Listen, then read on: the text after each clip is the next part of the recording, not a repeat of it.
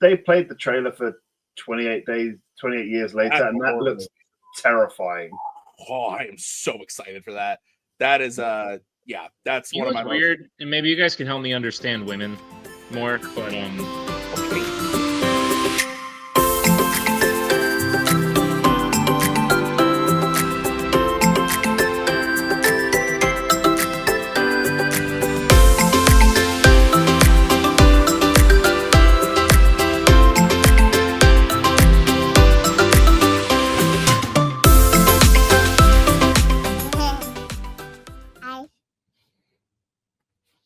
Hi. Is that how we should start it? I feel like it's already started. Hi. Hello. Oh, yep. You don't need to type. Can you say Nick? Yeah. That's me. And off. All right, big girl. Bath time. Ooh, you're having a tubby? Wow, that's exciting. Oh, there was a ladybug on my microphone. When's the last time you took like a proper bath? You saw it. Ooh. Oh, bye, Ellie. Wow.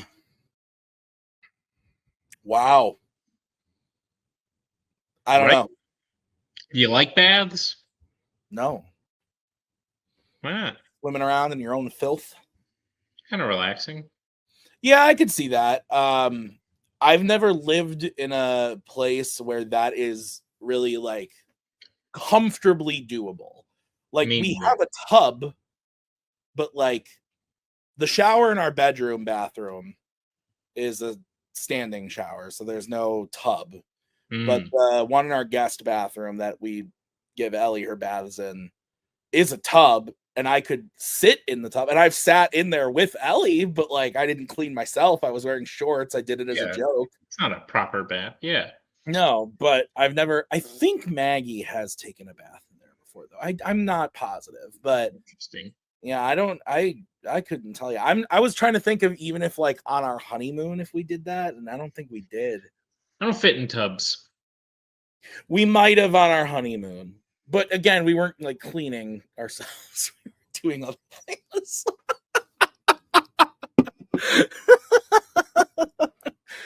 Oh, Tim. But I do know that in our the hotel room when we were on our honeymoon, it had like a very large tub.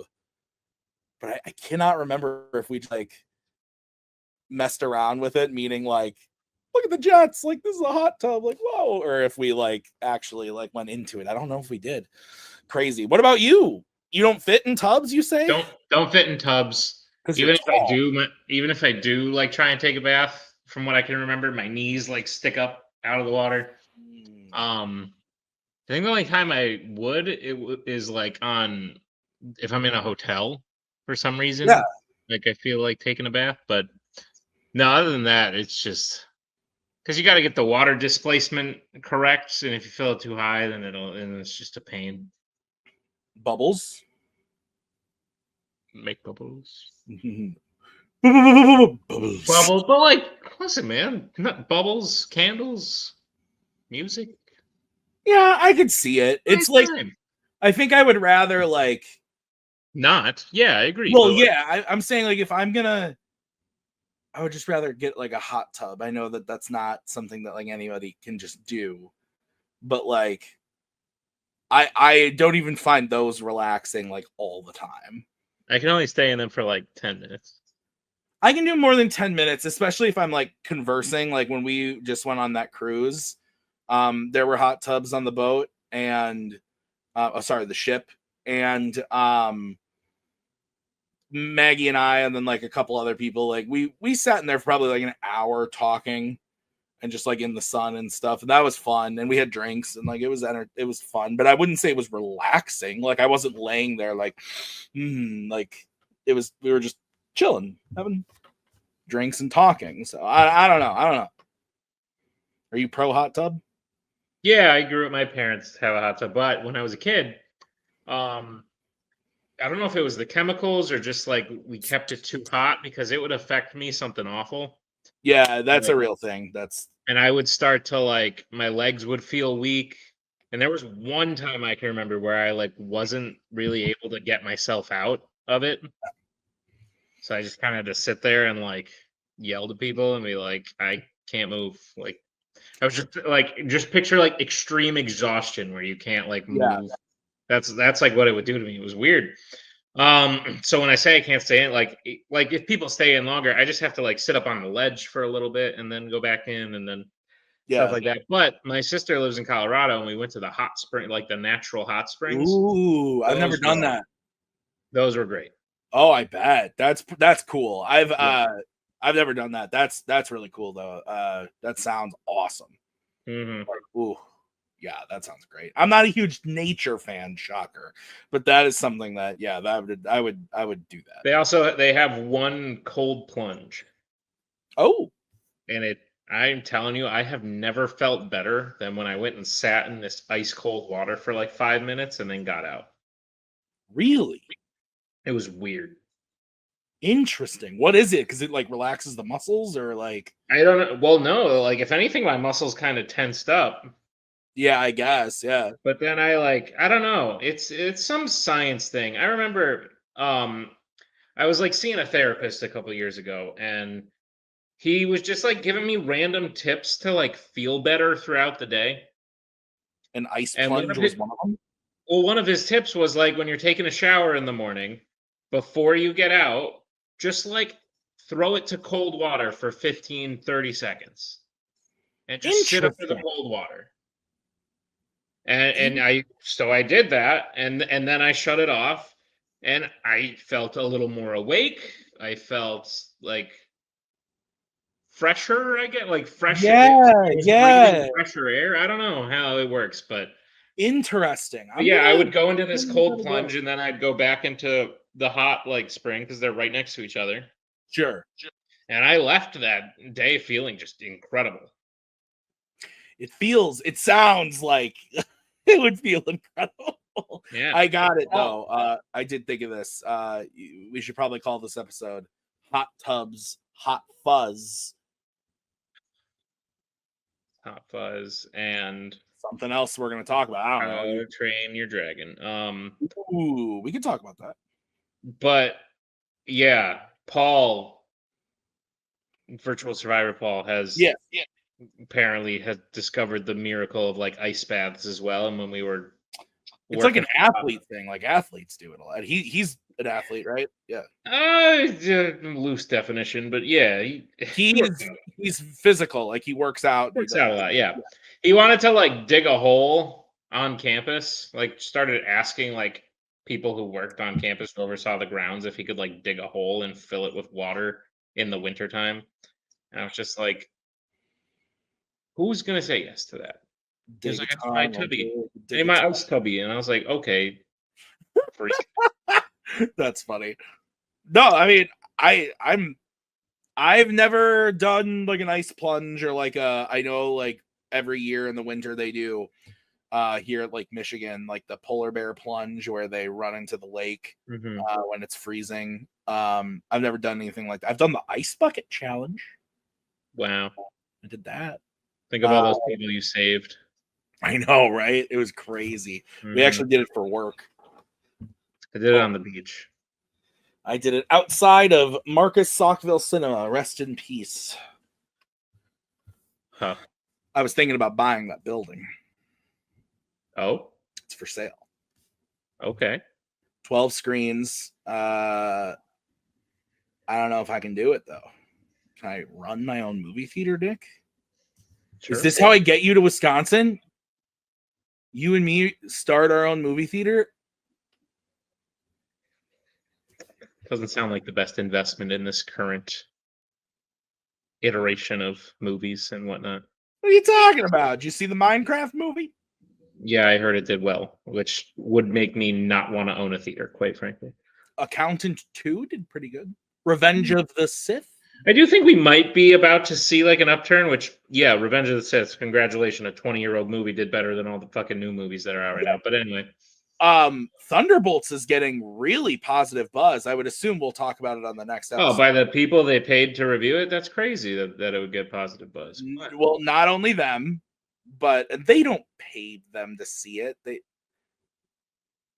Are you sure? Not all the critics get paid by the studio to go see. Did you see the early screenings for Snow White?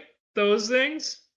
Yeah, the ones that like weren't all good. What are you talking about? It has like a 40% on Rotten Tomatoes. What are you talking about? Yeah, now it's out. Oh, I see what you're saying. Only the critics that see it before it comes out is what you're saying. Yeah.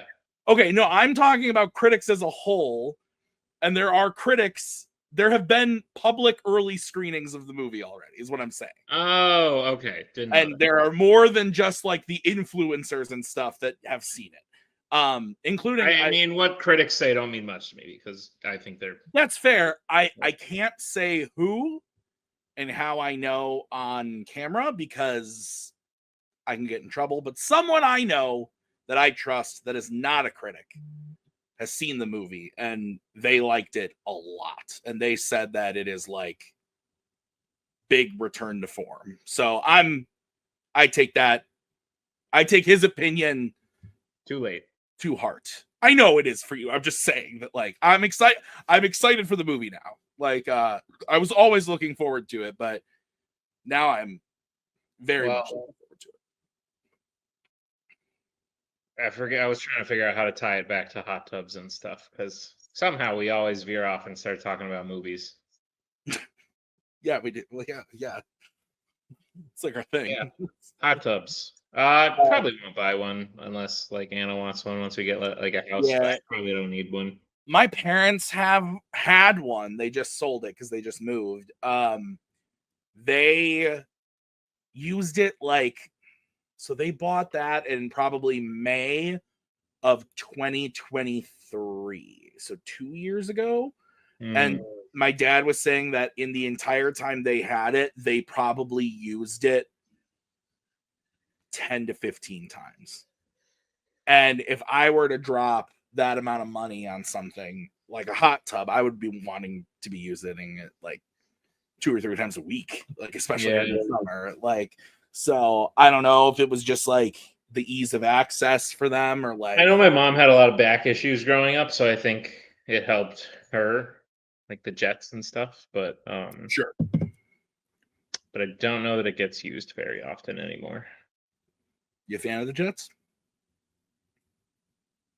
Like the football team? Yeah. or the Sharks. Ooh, this is good. This is a good one. Should we bring in our guest? Yeah, let's bring in the former Fandom Singles and 2-time teams champion. Whoa, Joe Fairley. British man. British. Governor.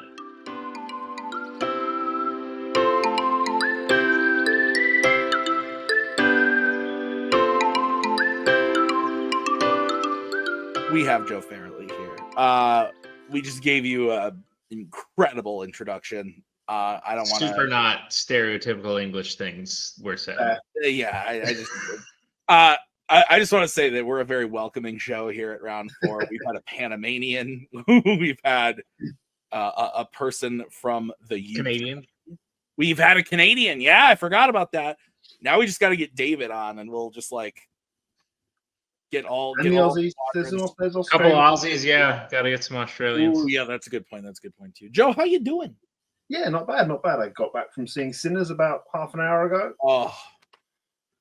Like I've been hearing people talk for a week, and I was like, "Oh, please don't overhype it." But it did not. It's so good. Yeah, I think I'll have to see it. It's definitely worth seeing in the theater. It is. I was gonna say I don't think it's for everyone, but I don't know if that's true because like I think it kind of is. Like it has really What's good. It rated?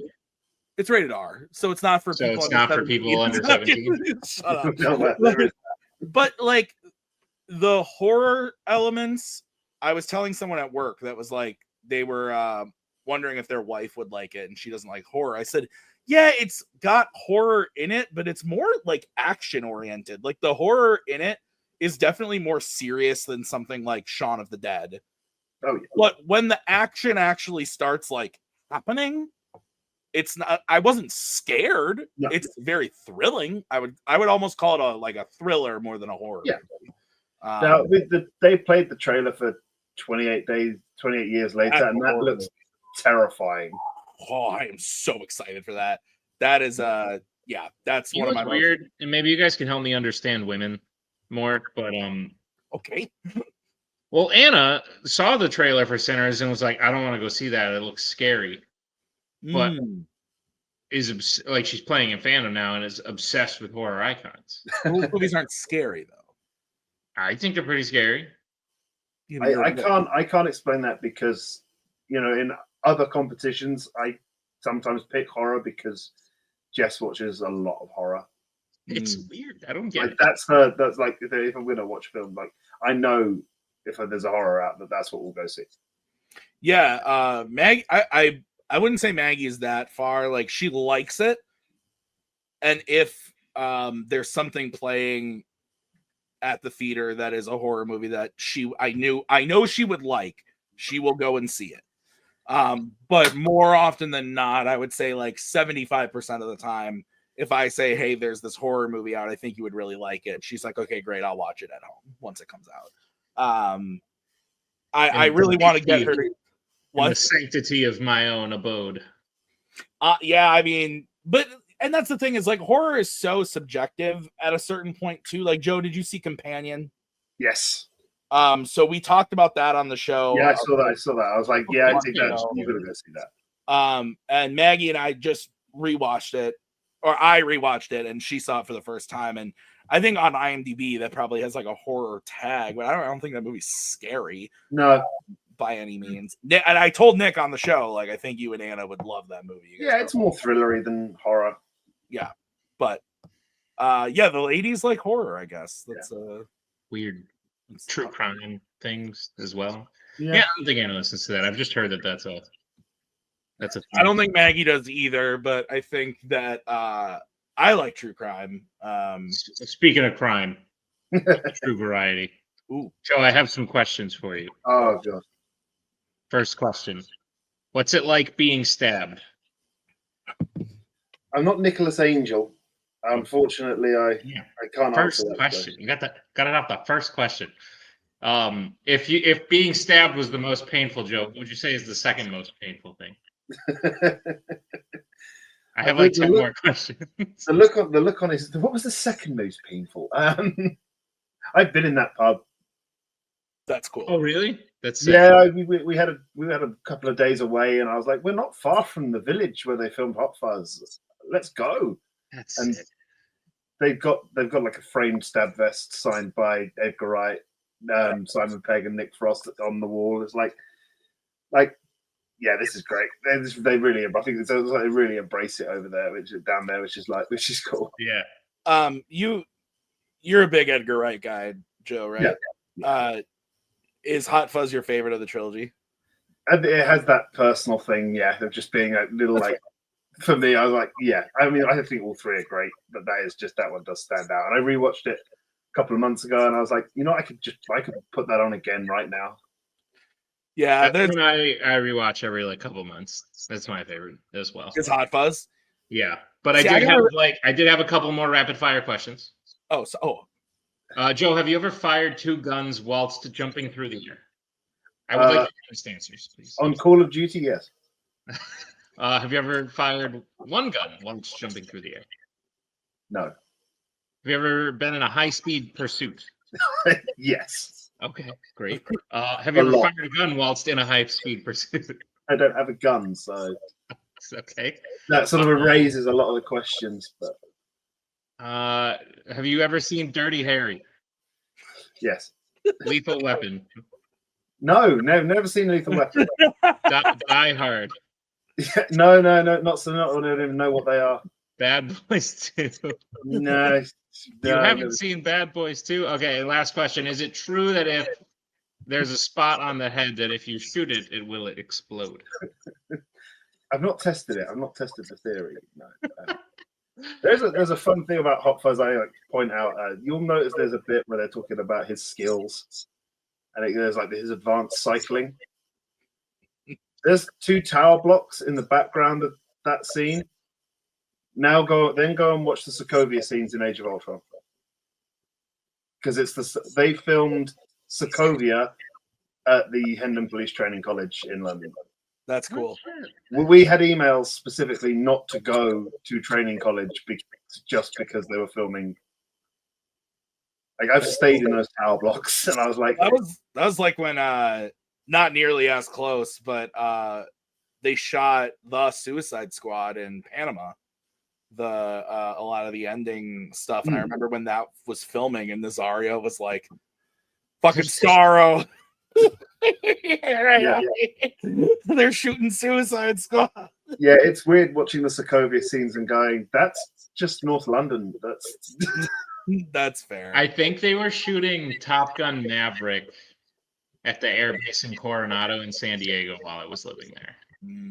And so I recognize some scenes from there too. The biggest one for us was at the time that they were filming Dark Knight, I was like an hour away from Chicago, and they filmed that there. Like, the street where they do the big truck flip and everything. Like, yeah, I know where that. Like, I was very close to that. The town I used to live in, they filmed. There's one scene in The Dark Knight Rises, which is Jim Gordon's hospital. Oh, like that's just down the corner from me. But also, Trevor Slattery's King Lear was the coast of Croydon. So, I remember you telling me you're near Croydon. I was waiting for that 5-pointer for so long. It's unbelievable. Trevor Slattery. I was saying,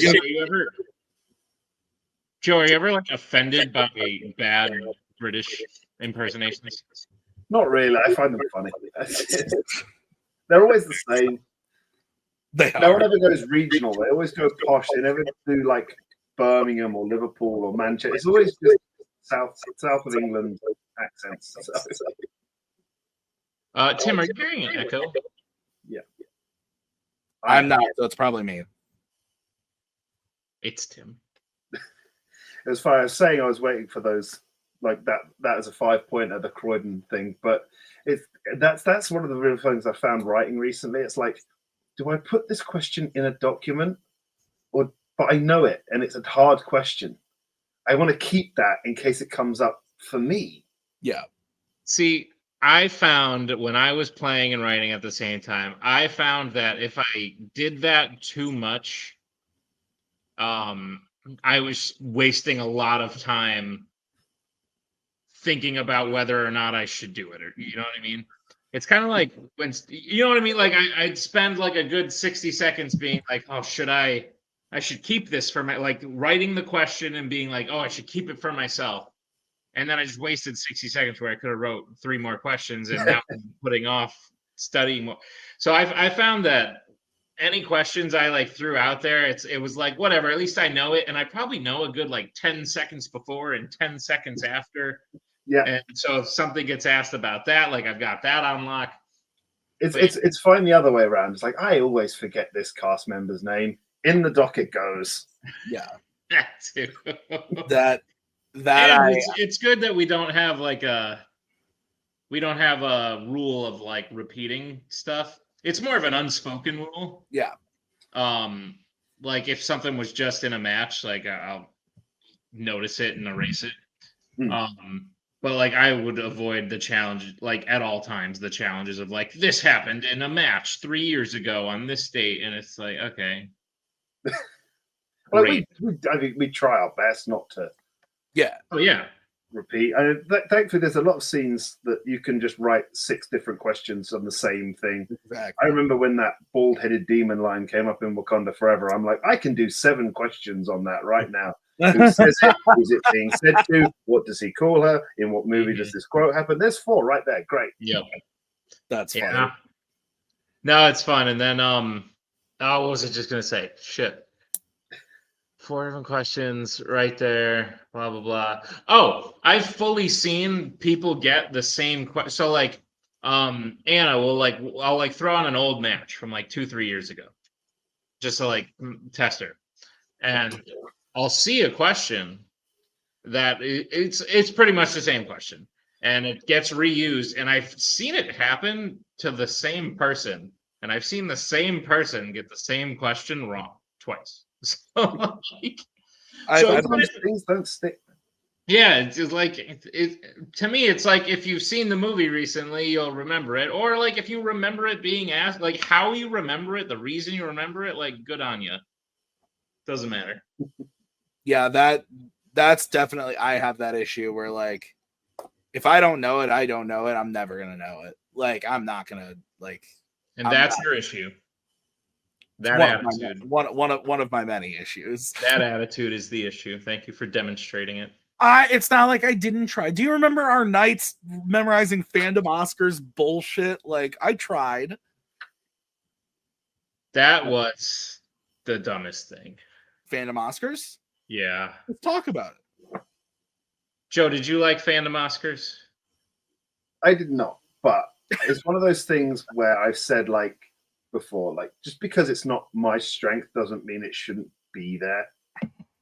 I agree with you in that concept, but yeah, okay. It's a movie thing. It's a thing that like I know it's like why don't we do these awards? Then why don't we do the BAFTAs? Why don't we do that? And I'm like, but the Oscars is the prestige one, as compared to like well, BAFTA guy. I mean, David Tennant gets to host it every year, so that's pretty fun.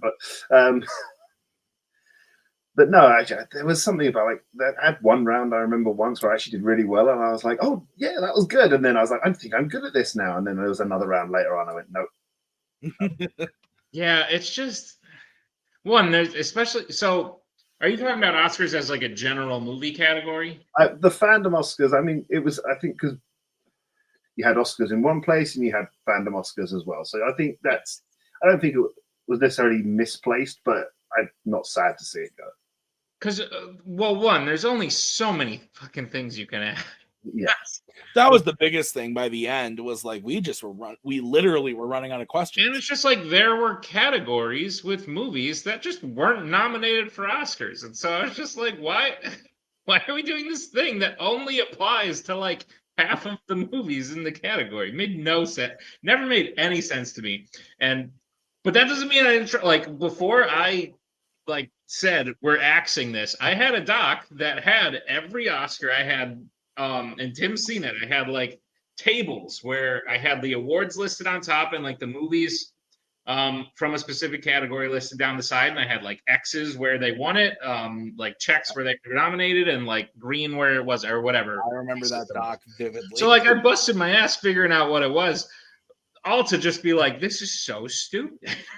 I think the biggest argument for me that made me okay with ditching it was the fact that every other question we were asking about was something you could get from watching the movie, including data because it's in credits. Yeah, but the fact that they won something isn't in the credits. That's what I'm saying. So you're saying every other thing besides Fandom Oscars. Correct. I see what Fandom Oscars was the only thing that we had where you could not watch the movie and get the information you needed to answer a question correctly.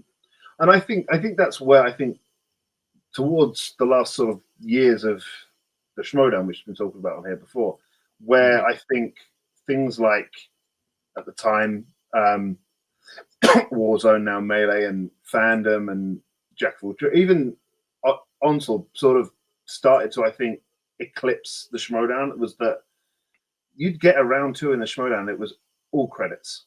It was all IMDb.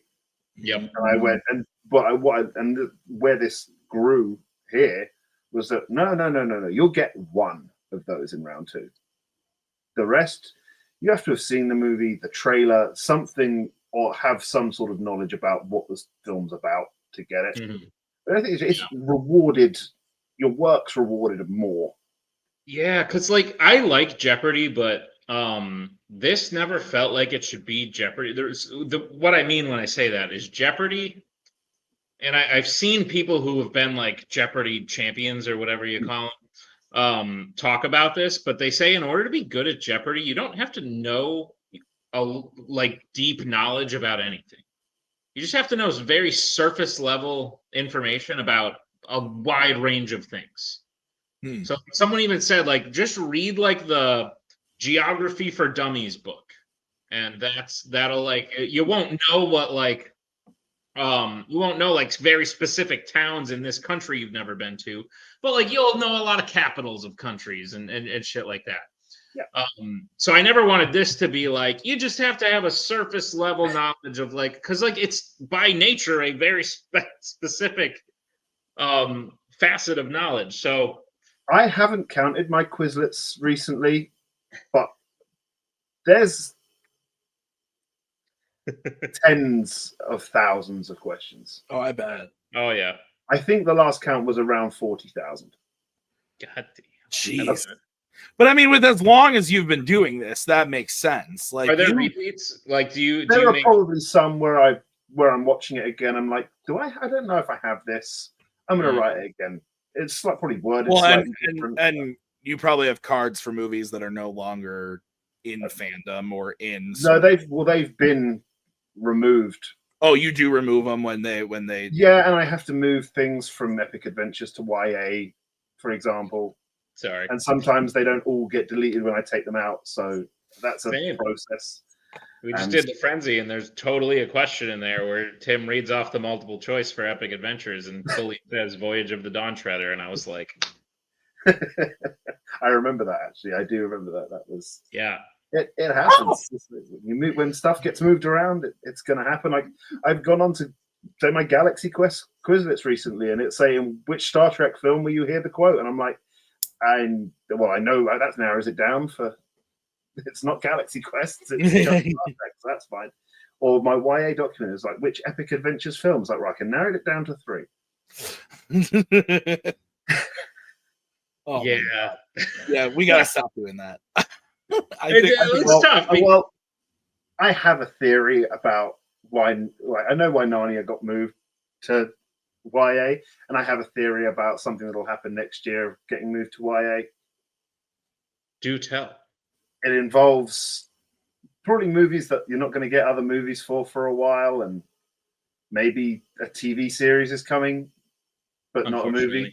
That's my theory on it. But it's a pretty good theory. I'll say nothing's decided at this moment, but except for that, no, I'm just because I mean we all know things run out of questions. Eventually, we can pretty much confirm Wizarding World in its current form will probably not be a thing. Whether we move it to YA or whatever we do with it, it does feel like it's like YA and like Twilight in that sort of era of. Yeah, it's just it does, because at the end of the day, the movies are like young adult based off books for young adults. You just tend not to think of that first because I was gonna say the movies were way more popular, but that's not even true. Like I think the books were probably more popular than.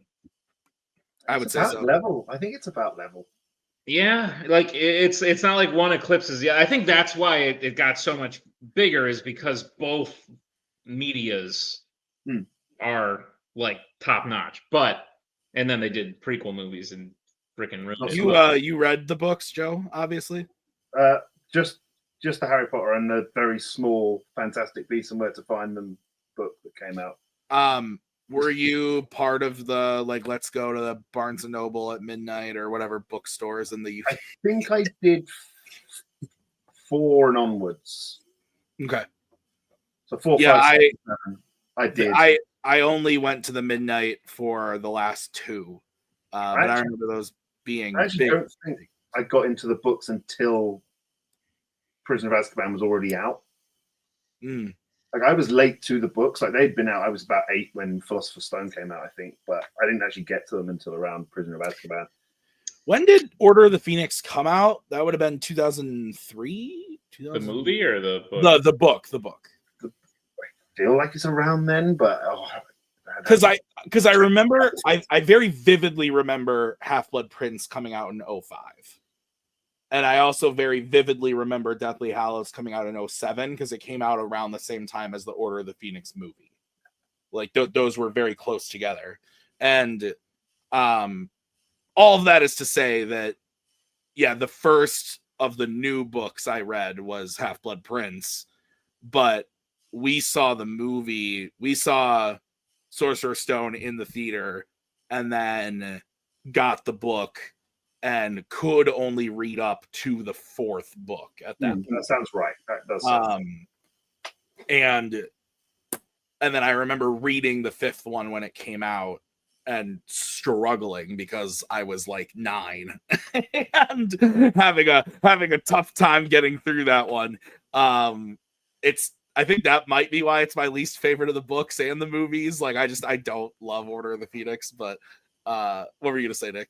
I didn't like to read. Me either, but I love those books. And I do specifically remember when Deathly Hallows came out and everyone was raving about it. But I think I only made it up to like halfway through Goblet of Fire. I read a lot more now. Like I just reread The Hobbit, and now I'm reading The Lord of the Rings. Have I shown you my new babies? I don't think I have. Oh, that's weird. Don't stop making noises, please. I got new hardcover editions. Ooh, wow. Oh, they're so pretty. You did show me that. I recognize. Actually, I found something at a sale recently, which is cool. Okay. Wow. Mwah. And then I probably won't even read this. I think someone was selling this for £10, and it is the Lord of the Rings trilogy.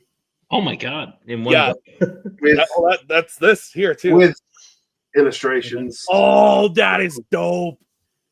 I was like, yeah, I'm getting that. Yeah, I also bought I think I now own like 6 different copies of The Hobbit. I only have, I think, 3 copies of Lord of the Rings, including this one. But I did buy there was a graphic novel version of The Hobbit, and I bought that. I haven't read it yet, but I was like, this is cool. Like, I'll give this a go, see what it's all about. Because The Hobbit is my all-timer. Like that's a book that prior to Ellie being born, and probably about maybe 2 years before that, I read every year from the time the movie came out. So you're basically Christopher Lee. No, I've only read Lord of the Rings 3 times, but I've read The Hobbit at least. I think I read it every year for 10 years, and then I haven't read it in quite a few years now. But I think from 2012 to 22, I read it every year. That's like my all-timer. And then Maggie can't make it more than 2 chapters because she doesn't like Tolkien's writing, but she can suck it because it's great. It's so good. I told her she should get the audiobook that has Andy Serkis doing the reading. And that would probably help her get into it. Yeah, they found the one British person that didn't appear in the Harry Potter films to do the audiobooks in Stephen Fry for that. So that I didn't know that he did that. He does the audiobooks for Harry Potter. Yeah, isn't the joke that it's like Martin Freeman, Benedict Cumberbatch, and Stephen Fry are the only British actors who didn't appear in Harry Potter? Yeah, pretty They're all much. in The Hobbit. Yeah. Yeah, but I mean, so Martin Freeman was definitely like pretty famous by the time Harry Potter was coming out, but was Benedict Cumberbatch like? I mean, when did Sherlock start? It had to have been like a behind-the-scenes featurette. I think 2012 is around Sherlock time, or 2010. So that's Potter's done by then. Yeah, It had to have been like a behind-the-scenes featurette that I saw, where like one of the two of them was like, "Yeah, we're the only English people that weren't in Harry Potter." That's funny. There's probably a Hobbit behind the scenes with Stephen Fry and Martin Freeman. And Benedict Cumberbatch. Oh yeah. My favorite thing still to this day is the videos of Benedict Cumberbatch doing the mocap for Smog. It is so funny. Have you seen that, Nick? Oh, it's great. Yeah. Where he's like crawling around, slithering around on the floor and stuff. Like, what dedication, man! Like, for such a meh movie. Joe, how do you feel about the Bond situation? Ooh, good question. It's it's an interesting one. Obviously, it's like a whole thing right now. So like, I don't even know where we're at with it, quite frankly. But Amazon owns it, man. I'm not. Yeah, but it's like, I'm not. I've not watched it, but I've heard from people who watch Reacher that it's a really faithful adaptation. I've heard that as well. So that's like in the back of my mind as like maybe, like I think it's Amy Pascal and who else has signed on as producers? I can't remember the other one. It's for Bond. Yeah, for Bond. It's Amy Pascal. So that's the thing is, I forget who it was, but whoever it was, I think is gone. Jennifer Salke or something like that. I think somebody else. Someone I think who was involved in the Wizarding World movies. The newer Wizarding World movies, or no? Are you talking about? Is it Mark something? From Heyday Films. It's that, or it might be David Heyman. I think maybe. Yeah, that's what I was thinking of. David Heyman. Yeah. I think it's David Heyman and Amy Pascal have been signed on as producers. So, from what some of the stuff they've put out is obviously stuff I really enjoy, and it just depends how they go with it. It really, I'm going to give it the chance. But thankfully, and Tim knows because he messaged me straight away after seeing that film. No Time to Die is such a good ending. I agree. Like I've spoken about this before, I think it does the perfect balance of everything you expect from a Bond plus all this new stuff that you don't expect really well. Mm-hmm. Like you get Q doing the gadgets, you get the car chase, you get the 00 at the beginning, but then you get all the stuff with Matilda and all the stuff that's not really Bond, but it works. And I think they stick the landing. I remember when that film ended and I went, I don't know how I feel about this ending. I feel like they created a character that is very much a departure from what we knew Bond to be. And as far as the ending for that character, I think those 5 movies are very good. Yes, like that the ending for that Bond probably just trumps Laying on a Bed of Diamonds with Halle Berry. There's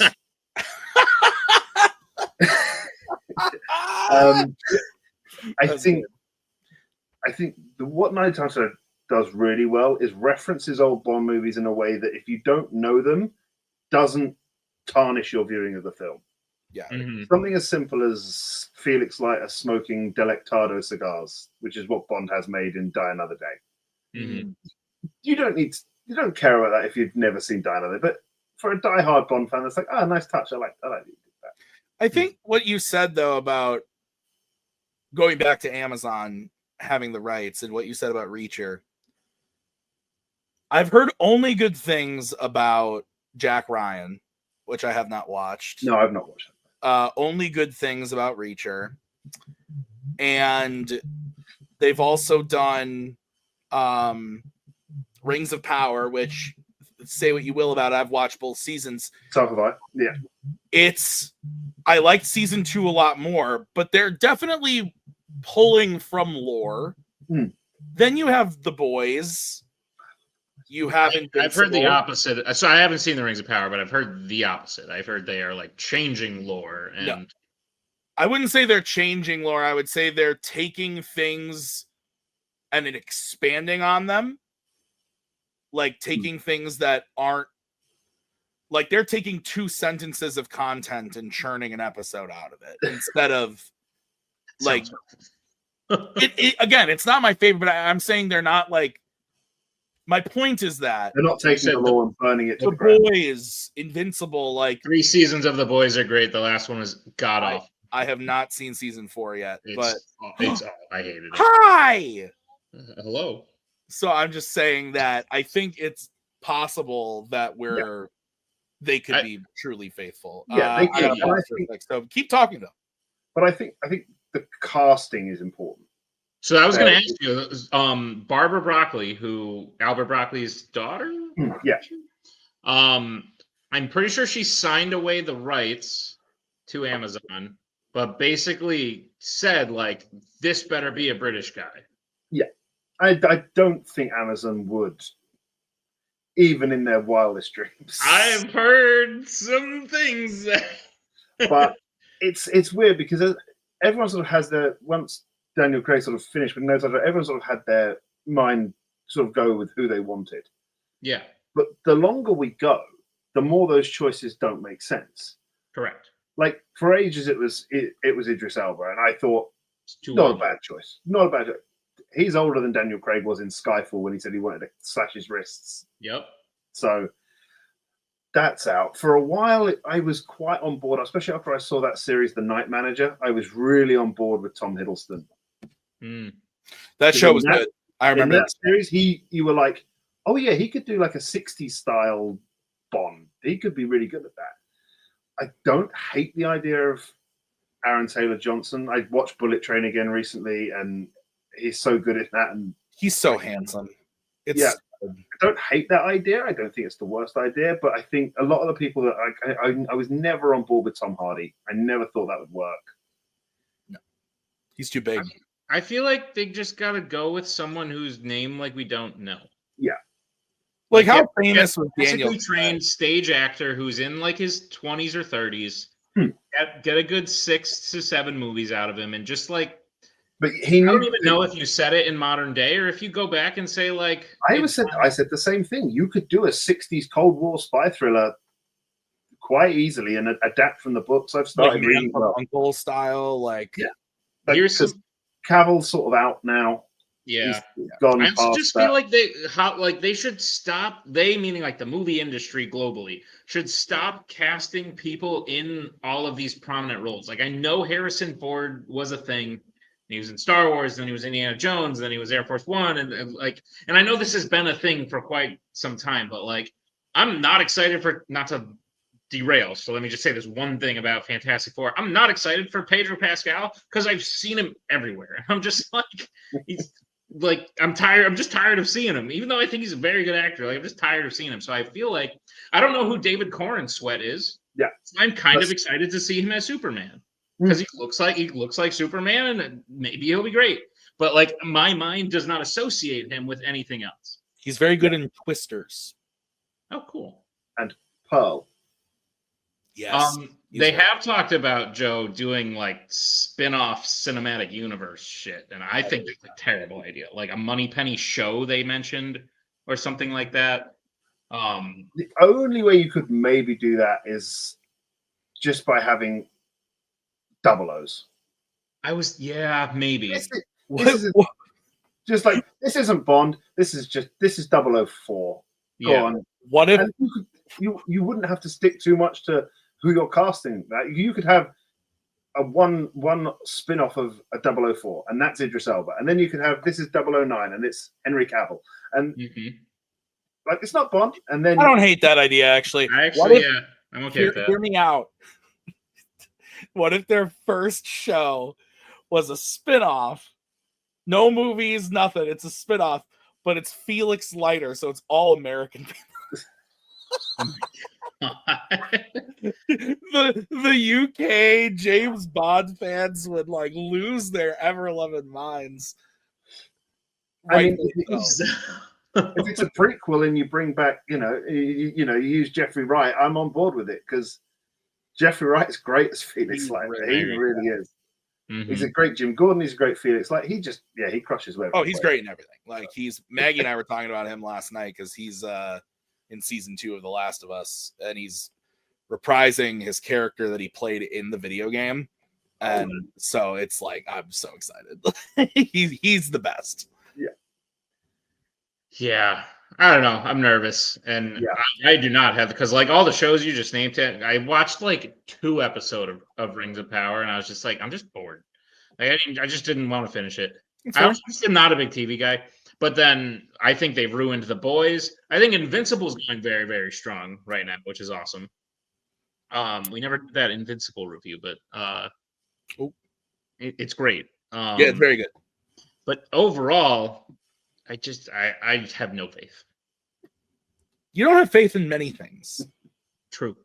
You can be pleasantly surprised when they're good though, with that attitude. It's like I don't know. You're asking me to have faith in people who like continually don't do well.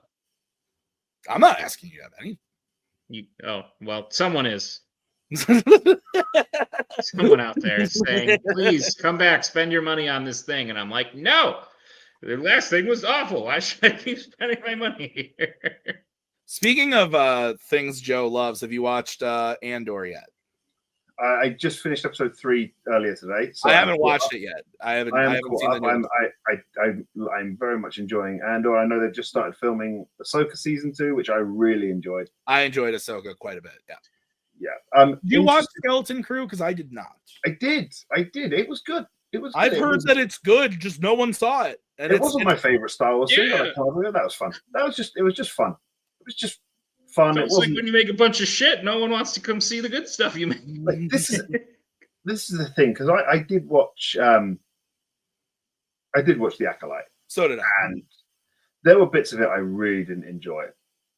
But episode 5's lightsaber battle is so good. One of the most incredible lightsaber battles they've put to screen. When that dude headbutts the lightsaber with his helmet, I screamed. Like, it is so good. They just went, you know what, this episode, it's just going to be a lightsaber battle for the entire episode. And we are going to put some serious choreography into this. And I was like, okay, now you're cooking. This is, and that was, it's kind of worth watching the whole show. What'd you say? Sorry. It was kind of worth watching the whole show just for that episode. I refuse to believe that, but I'll take it word for it. There were people that I talked to that aren't, let me rephrase, they are nerds, but not like us nerds. They're nerds in the sense that, like, but they can pass for normal. Yes. And meaning they're older than us, so they grew up with the original trilogy, like in the 70s and the 80s. Like, they've been around longer. And they watched that show and enjoyed it. And I'm like, good. Like, I'm glad you liked it. I hated it. Like, I thought it was terrible. But like, so I think sometimes it's tough when we're in a bubble, especially with TV, because like, it's just so like, I think people will watch an episode, okay, great, whatever, move on with their lives. It's a little harder with movies when you have to take the chunk out of your time, go to the theater, blah, blah, blah. I see a little bit more of, like, I feel a little bit more of the reception of the movies just from working there. Like Nick and I reviewed Captain America. We both liked it fine, I think. It's fine. Yeah, it's fine. And I'm actually going to rewatch it this week before Thunderbolts. But I'm imagining I'll have to rewatch it sometime soon. Yeah, May 13th. Hold on. We're good. We're good for a little bit. Yeah, you're good. But like that one, I could tell just like from the guests, like coming out, like people weren't like freaking out like about it at my theater versus something like when I was at the theater for, I mean, it's a huge example, but Endgame, Force Awakens, like these big event like things when they were happening. Like I could kind of feel that. But my point was that like the normies don't get as aggravated about the Acolyte as. That's the problem though, is they don't get aggravated. They just get disinterested.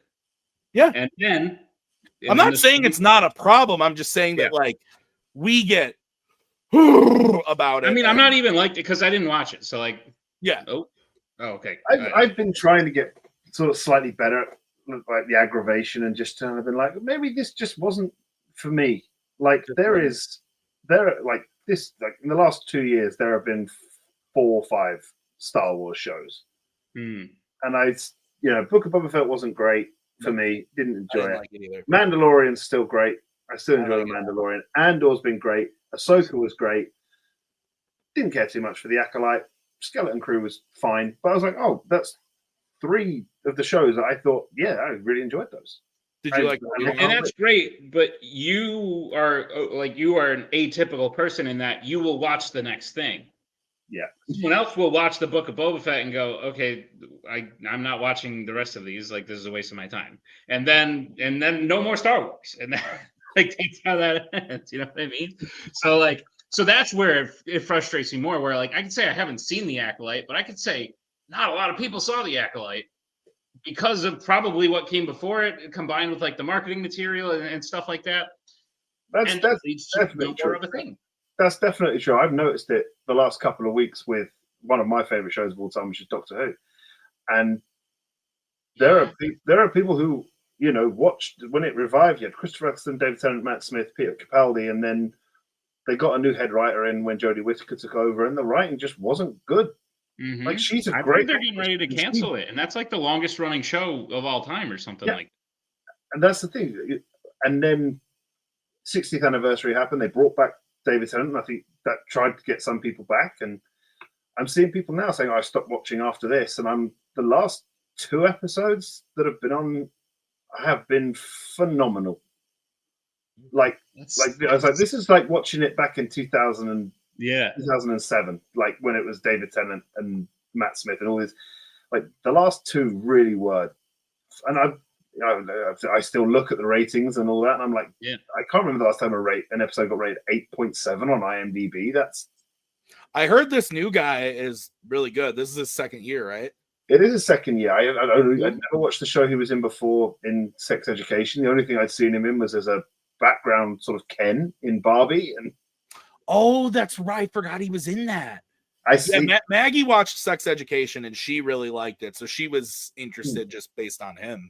Yeah, and they've got the old head writer back from when it revived in 2005, and I really am into, like, first season was mixed. There was some really good stuff, and then there's stuff that wasn't as good. And then we're 3 episodes in. First one's okay, and then 2 and 3, I was like, okay, I'm locked in again. I'm properly locked in again. I feel like there's something different going on, because like I'm sure throughout Doctor Who's run, you had a couple stinker episodes. Having watched pretty much everything that's available that they didn't destroy back in the 60s, there's some interesting. I'm sure, there's some bad shit, but people kept coming back, and I don't know what it is. I don't know if it's like the motivation behind the people making it, where that's turning audiences off. But like Daredevil did abysmal. It's good. I maybe it is, but I didn't watch it because of all the crap that came before it. I don't want to. I haven't got to it yet. I still haven't. I didn't finish Echo, and because of that, I didn't get onto Agatha all along, and then haven't done Daredevil. And Daredevil's like their most popular TV character. Like Daredevil, the Netflix series, was their most popular television thing ever. This should have been a home run, and no one cares anymore. And I say this not to be like, haha, Marvel, you suck. I say it because I'm sick. Because I want this shit to be good, and I want them to keep making shit, but that's not gonna happen. Well, but honestly, at a certain point, I don't see that as a net negative, because they've got to earn it back. So if this is good, true. If Daredevil Born Again is good, which it is, I haven't seen the last 2 just because I've been ridiculously busy, and Maggie watches it with me, and so for our schedules to align to watch an hour of television, it's tough. But I really like it, and so they do need to earn it back. And if that means that Nick saw Captain America and went, okay, you haven't earned me back yet, but yeah. But then he goes to see Thunderbolts, and if you like that, you're like, okay, yeah. It's gonna take 3 or 4 or 5 of those before the word of mouth gets to. For me, though, me as like a guy with all this shit on my wall. I understand, but I understand. I'm saying that like you're the last piece of the puzzle. Then it's the normies. No, I'm the first piece of the puzzle. No, I disagree. The normies got off the train and they're never getting back on. I disagree, because there's people who in phase 1 and 2 of the MCU would never go see Ant-Man. And that's proven by the box office numbers. But by the time Captain America 3 comes out, there's an Ant-Man in this movie, I'm going to go back and watch the first one. And by the time phase 3 was ending, everybody was seeing everything. What? That's different. That was them starting from zero and building it up. That's what I'm saying. It's a lot harder. They have to do that again now. Picture it this way. It's a lot harder to earn a friend's trust back after you have scorned them. Yes. Than it is to just become friends with someone. Yes. So that's where we're at. I know. You slowly made friends out of all these people, and all these normal people that friend. I know, and so I'm saying it's girlfriend. I'm saying if it's like the nerds here, and you go down to the normies are now the first ones to come back, and it has to go back up to the nerds, like you, the ones that were really. The normies aren't coming back. I disagree. I think the normies aren't coming back. Oh, you're not in the theater every day when they come out. I think they definitely are. Like just based on like ticket sales and everything, and like I think Captain America 4 lost money. I know that, but that's not what I'm saying. I'm saying that like I see how these movies are doing with the normal people, and that's my point, is that like the people like you aren't going to see that movie 5-6 times like you would have years ago. But the normal audiences are still going to see Captain America, but not even me. Like I only saw it once. I saw Eternals 5 times in the it's a different world, but I think it's safe to say that like there's definitely an overabundance of material. I think we're in the rough patch of time to course correct. And you know what? Part of me believes they will. So, great. But Star Wars, directed by Sean Levy. With Ryan Gosling. Yep. It just doesn't excite me even a little bit. It does for me because it doesn't make me feel like upset, but like I'm just kind of like, okay. It's what I've wanted Disney to do since the beginning, is tell me a story that has nothing to do with the Skywalkers, but have it be good. Like the Acolyte, Skeleton Crew, the Mandalorian. I know. That's what I'm saying. But no. I'm saying like I don't want it to be even remotely adjacent. Like Acolyte and Skeleton Crew. Actually, I haven't seen Skeleton Crew, so I can't speak to it. Acolyte is the only thing so far that hasn't taken place in a 30-year span around Tatooine and Naboo. The Rise of the Empire. I want to see something that just feels different. You have such a big universe, just like that's why I like the animated stuff, even though the animated stuff takes place in that time period, like Clone Wars, Rebels, Bad Batch, but it feels different. There's an energy to it that is very different from the Skywalker saga. And so I'm cool with a Starfighter, a Star Wars story, or whatever they're going to call it. Just like have it feel like, tell me a story in this world, and just put some different energy into it. Kind of like old MCU, how Winter Soldier was a spy thriller, Ant-Man was a heist comedy. Like, shake it up, do different shit, and don't make me watch 4 of them a year. like at minimum 1, but spread them out. Like Mandalorian and Grogu is coming out next year. Wait a couple of years for the next movie. Then what? You don't like the Mando movie? Dude, okay, so I did not like season 3. I think season 2 ended quite well. And then I would agree. They butchered the shit out of it. That was probably the fastest I've ever messaged David on the season 2 finale of The Mandalorian. That was a moment for us as Return of the Jedi being our favorite film, Luke Skywalker being our favorite character, that was like, oh, they're doing this. Oh my! That was probably the best reaction I've had to a TV show for a long time. Yeah, I loved it too. Incredible, and it was just that was perfect. Thank you. How did you feel 2 months later when they shit all over it? Yeah, no, I think 3 is definitely the weakest, and I don't like Book of Boba Fett, but I still enjoyed it overall. I didn't think 3 was very good. That's fair. Making a movie called The Mandalorian and Grogu just tells me that they have no creativity left. That's what it tells me. Like maybe this Ryan Gosling thing will be cool, but like people like Baby Yoda, so let's put him on screen. That'll make it like, come on. I like the last film Sean Levy brought out. I'll say that. I do too, but it also felt like till you're Deadpool and 90. Wolverine very much feels like let's throw all the shit that people like on screen at once. And people no, that's the chairs video. That's no, that'll piss people off. But anyway, I've ranted again. Apologies, audience. Joe, fandom this year been going well.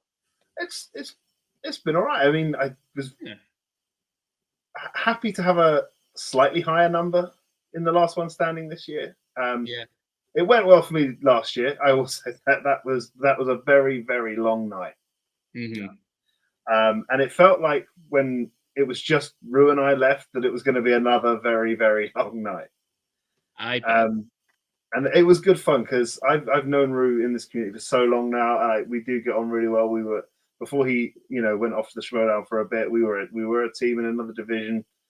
And I know I spot it every time when he hears throughout the course of their films, he'll do the old Demolition Man wave, which always makes me smile. And I would have been perfectly happy.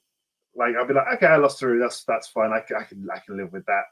Good for him. And I'm just glad to see him getting these title chances when he gets them. Really hope he takes one. And then a little couple of matches so far with Posse Galore. This is coming out at the right time to say two of them went well. I'd say the third one went well as also. It just didn't end the way we wanted. But as you say, we've got we have lives going on. Obviously, I know Tyler and Brittany have lives as well, but Brittany's an anomaly in this because she's just so damn good. I think she could stop right now, never watch another thing again, and she could go for another 3 to 4 years of beating most people. Yeah, it's crazy. Did you watch Tyler versus Rue? I always watch, just for the pure basis of it helps. Like reading Quizlets and flashcards and watching movies is fine, but you've got to get into that headspace of hearing the questions, having that 15 seconds. So with a flashcard, there you go, right? And you can take 30 seconds. You can take as long as you need. Mm-hmm. But having that timer on the screen always helps. How would you have done in that match?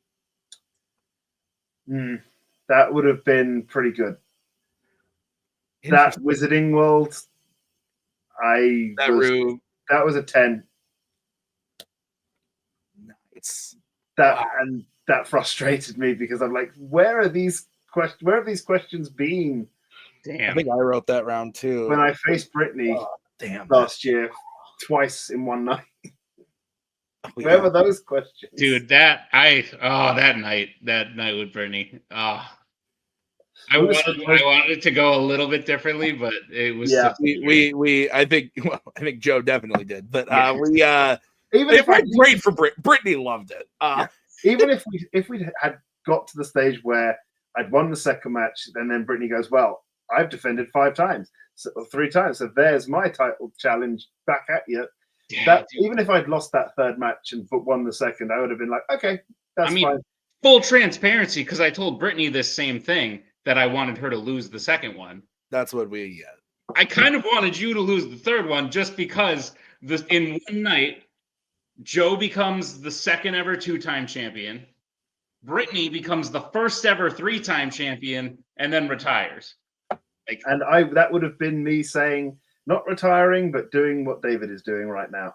I've always said, look, it would be great to be the player who's won the most titles and been the champion the most times. But I've always said I've been happy with a 2-time champ in teams and singles. I've done the teams. It'd be great to do it a third time with possible. I'm not definitely because I'm still committed to that. It's just that second one.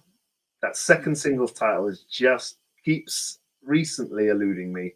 So does that mean that because I was going to ask, were you planning on using your title shot in teams or were you thinking about using it in singles? Because I think you and Igor have a really good shot as a team to win the belts. Like we said, Brittany's, I wouldn't say checked out. Like she could still crush most people.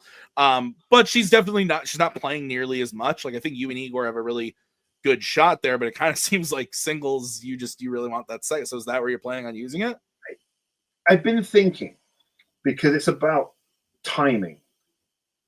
Because last year it was about timing it when Brittany had that chance to use. So what if we? Because I said, what if we do three in one, and I can do it, and I do it after a tournament. That way, if I win the tournament, I've got a title shot, and then I've lost. Well, here we go. Here's my last one standing title shot, and I think we're getting to that point now where, with the acts, where if I don't use it soon, if I use it at some, I don't get to go in the singles tournament, and it's nice to have that backup.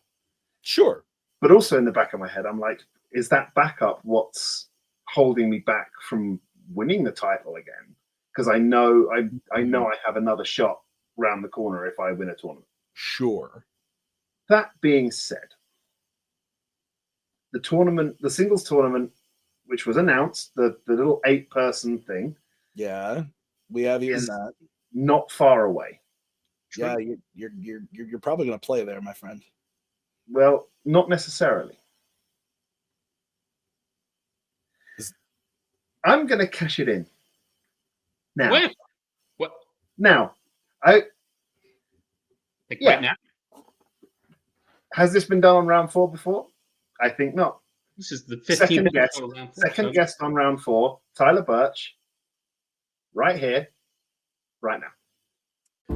Who plays Trent, Jenna's boyfriend, whose family owns the lake house that is the main setting of 2009's Friday the 13th? Yeah, Rob Van Winkle. And your winner, Joe Harley. Well, I won the last one standing, so now it's time to cash in. And do you know what? Tyler off guard might just be what I need. So tired. No. Yeah. I knew this was coming. They didn't tell me it was coming, but just in my gut, I just knew it was coming. Not only is he like catching you off your guard, this is your 3rd title match in a row that you've had to prep for. So yeah, you might be a little tired, but you know how to prep for these. You can pretty much do them in your sleep, I think. You know what? I'm in a kind of Fandom Fights Season 5 kind of mood today. Getting my belt back. And your winner. This is probably the meanest I've seen Joe in a while, so it seems like he's ready to bring it. You know, I'm always ready to bring it too, so even though this is the 3rd one, I think we're going to do this. We're going to make it happen. Yes, you can do this. All right, let's play. Bring it on.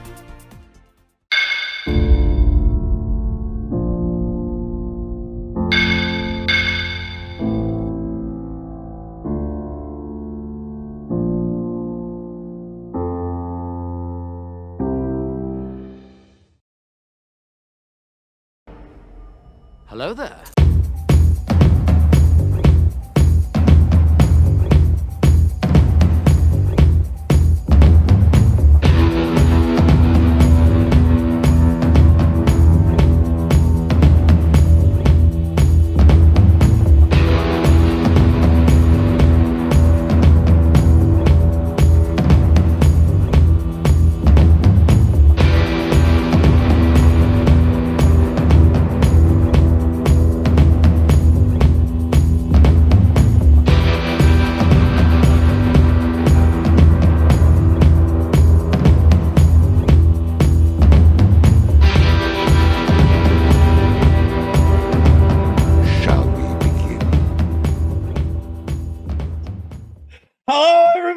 Welcome to a surprise episode of Fandom Fights.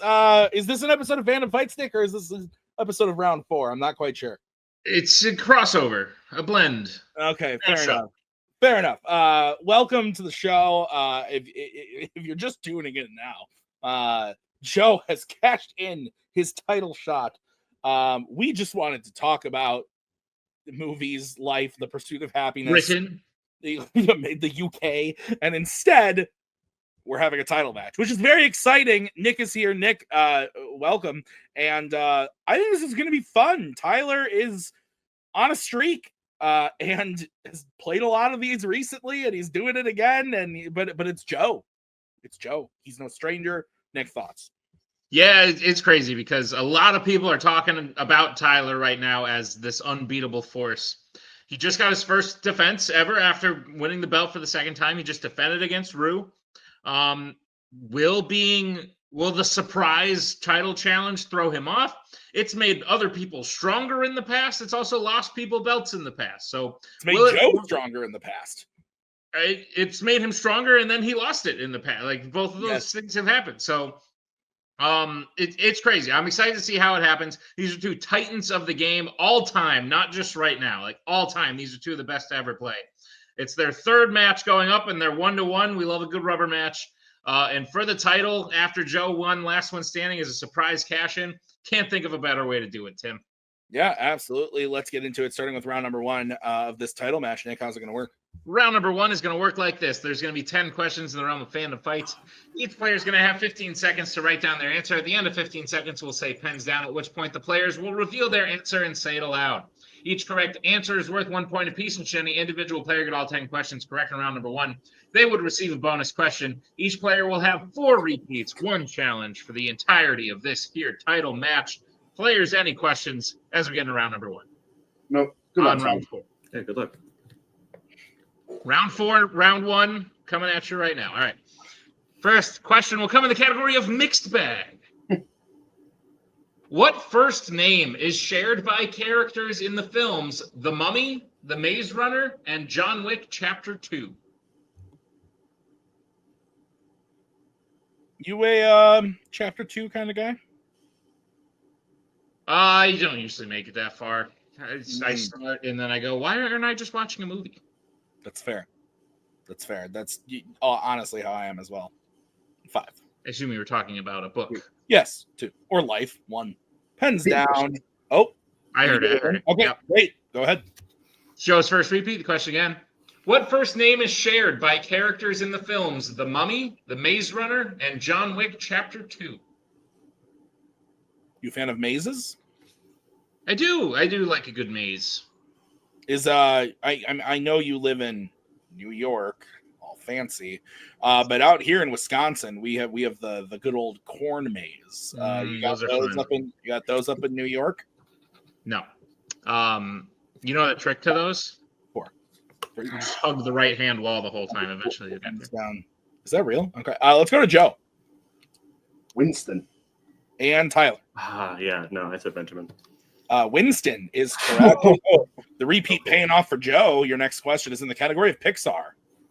What number does Jackson Storm wear in Cars 3?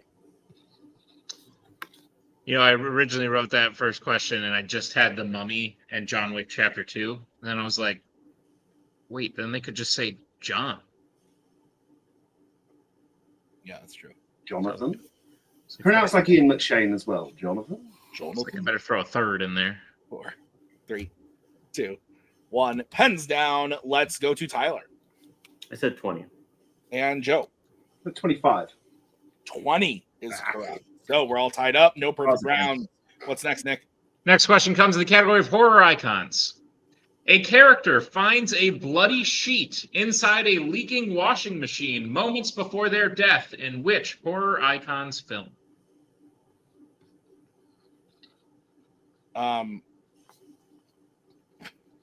Never mind. It was gonna give away stuff from the category, so I can't do that. Tim. I know. Stars. 5, 4, 3. That's just for Tyler. 1. Pens down. Let's go to Joe. Curse of Michael Myers. And Tyler. Curse of Michael Myers. The Curse of Michael Myers is correct. Still tied up. Your next question is in the category of the MCU. Which MCU villain said the quote, "I cannot die, not until I fulfill my destiny and lay waste to your home"? Hydrated? Very, yeah. I had a lot to drink last night, so all I've done is drink water today, but now I'm back to beer. Fair. I've been trying not to snack too much, so whenever I'm hungry, I just try and drink a lot of water. I snack constantly. 5, 4, 3, 2, 1 pens down. Let's go to Tyler. I said Surtur. And Joe. I also said Surtur. You both are correct. Good job, guys. 3-3. What's next, Nick? Next question comes in the category of the Wizarding World. Who plays Ron's older brother Percy in Harry Potter and the Sorcerer's Stone? Such a son of a bitch. I thought it was a big eyebrow.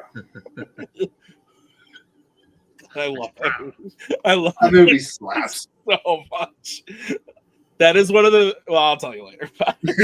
4, 3, 2, 1. Pens down. Let's go to Tyler. I said Mark Rowe. And Joe. Chris Rankin. Chris Rankin is correct. So Joe takes another 1-point lead, 4-3. Your next question is coming in the category of Criminal Underworld. Who pretends to find the stolen necklace in a fountain during the heist in Ocean's 8? So what I was going to say was that movie is one of the only times that Maggie and I left the theater and looked at each other and were like, let's go again. And we literally went right back in and saw the next showtime. I've done that for earlier MCU stuff. Oh, I think I saw Age of Ultron 3 times on opening night. I saw it like 5 times opening weekend. I did not go multiple times the day. You would have had it's not 5 days in a week. I'll explain in a minute. Pens down. Let's go to Joe. Sarah Paulson's character, I've forgotten it. Let's go to Tyler. Yeah, I couldn't remember. I said Daphne. Both incorrect. We're looking for Tammy. That's the one. I knew it was a double letter and a Y. That's all I could give you. Your next question will come in the category of James Bond. In The World Is Not Enough, Mr. Bullion leaves a bomb disguised as what to kill Bond and Zukovsky? So working at the theater, I get to see stuff early. So it's technically not a weekend, but I saw it Wednesday early, and then Thursday, Friday, Saturday. Yes, it's not really a weekend, but it's not 5 days in a row. I guess that's fine. But 3 times in a day is, I mean, I like that. I like the 6 o'clock and then the 8 o'clock and then the midnight or 9 o'clock. Pens down. Yeah, that's fair. Let's go to Joe. Suitcase. And Tyler. I call it a briefcase. I think we could take both. Okay. Yeah, a briefcase is the answer we had, but I think we can take suitcase. So that makes it 5-4, Nick? Yes, sir. Okay. Your next question. Coming in the category of sci-fi icons. Who composed the score for Terminator Genesis? Or Genesis, if you're feeling spicy. I'm not. All right, so you're trying to avoid snacking. What is your go-to snack other than ice cream?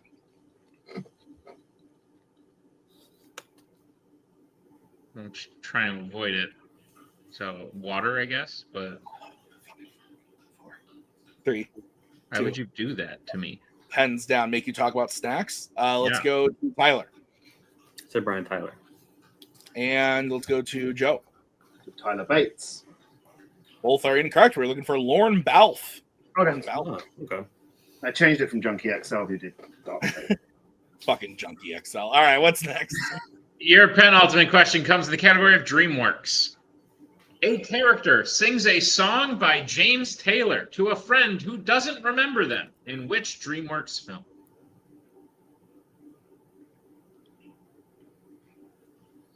I think we should talk about this to get through your trying times. You got to talk about the pain in order to overcome it. So what are we talking? Like Cheetos, Doritos? Ice. You could crush a bag of Doritos now that I'm thinking Ice about it. cubes. Oh my God. 5, 4, Oxygen. 3, 2, 1. Repeat. Okay, that's the first repeat for Tyler. Go ahead, Nick. Question again. A character sings a song by James Taylor to a friend who doesn't remember them. In which DreamWorks film?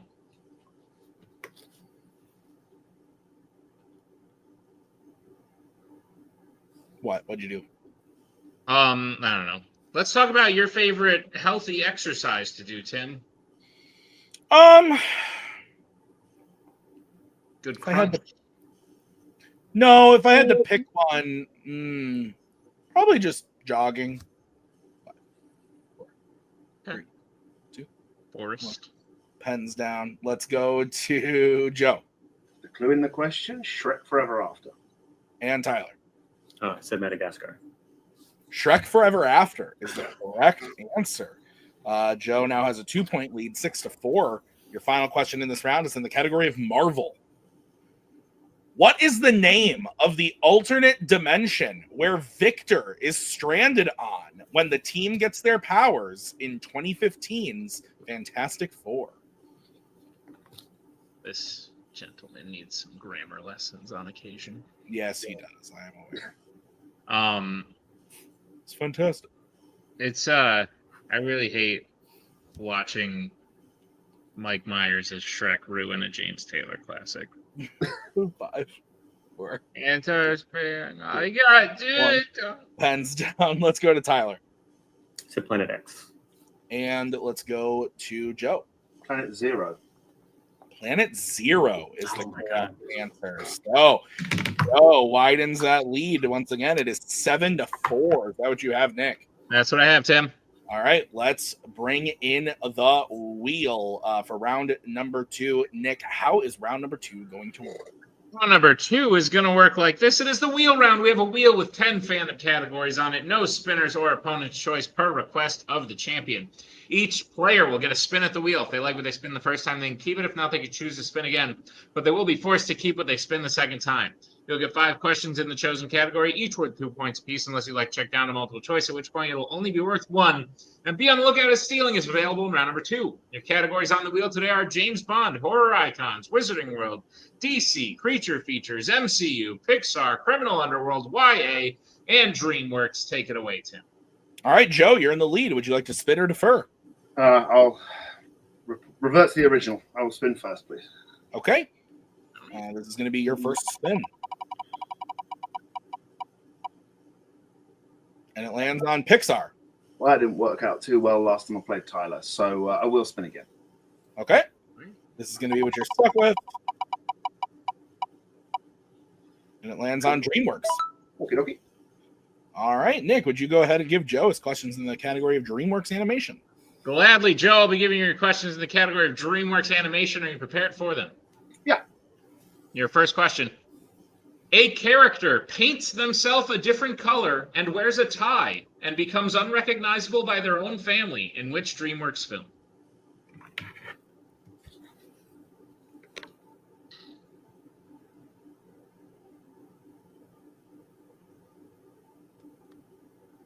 Five, 4, 3, 2, 1. Multiple choice.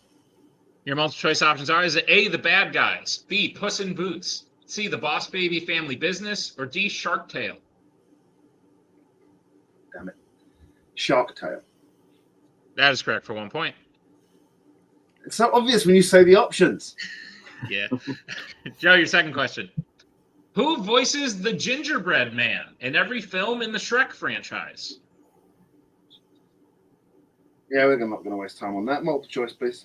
Your multiple choice options are: is it A, Conrad Vernon, B, Walt Dorn, C, Andrew Adamson, or D, Greg Tiernan?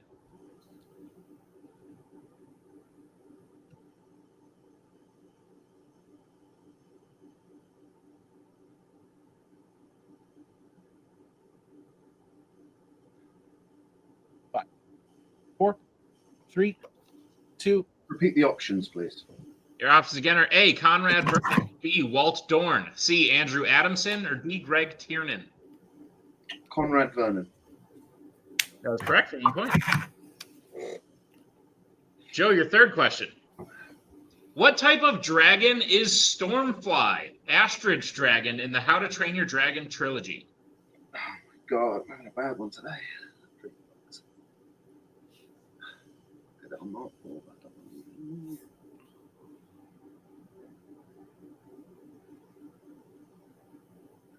5, 4. Multiple choice. Your multiple choice options are: is it A, Monstrous Nightmare, B, Deadly Natter, C, Terrible Terror, or D, Fire Fang? B. That is correct for 1 point. Joe, your penultimate question in DreamWorks. In Dogman, the first invention that Petey the cat builds to try and defeat Dogman is a giant version of what household object? Oh,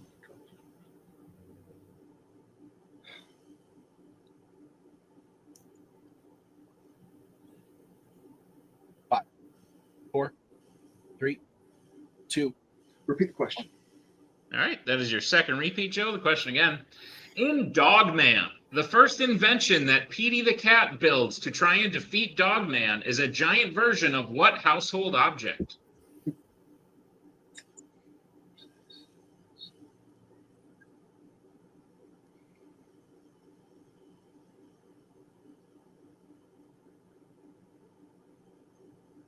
Five, 4, 3. Multiple choice. Your multiple choice options are: is it A, a newspaper, B, a vacuum, C, a spray bottle, or D, a tennis ball? It's a vacuum. That is correct for 1 point. I've seen it and I guessed it. I was like, yes. Yeah. There you go. Brittany backstage was just like, fuck if I Yeah. Not throwing shade. I just have a dog and I know how my dog operates. Yeah. All right, Joe, your final question in DreamWorks. What is the name of the horse owned by Little Creek when he meets Spirit in Spirit, Stallion of the Cimarron? Rain. That is correct for 2 points and the sweep of DreamWorks. Okay. All right, so Joe gets his total up to 13. Tyler's still at 4. So we will bring in Miss Tapley and the wheel. This is going to be the spin for Mr. Birch.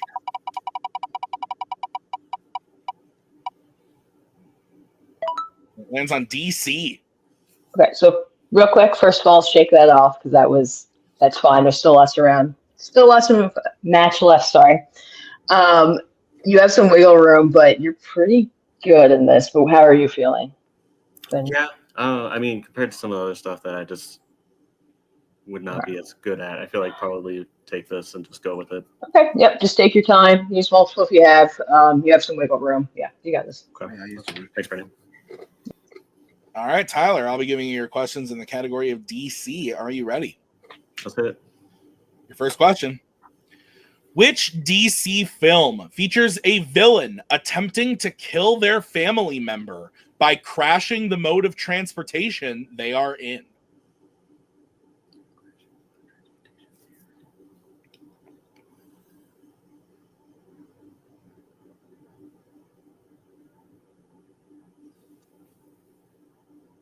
Five, 4, 3, 2. Multiple choice.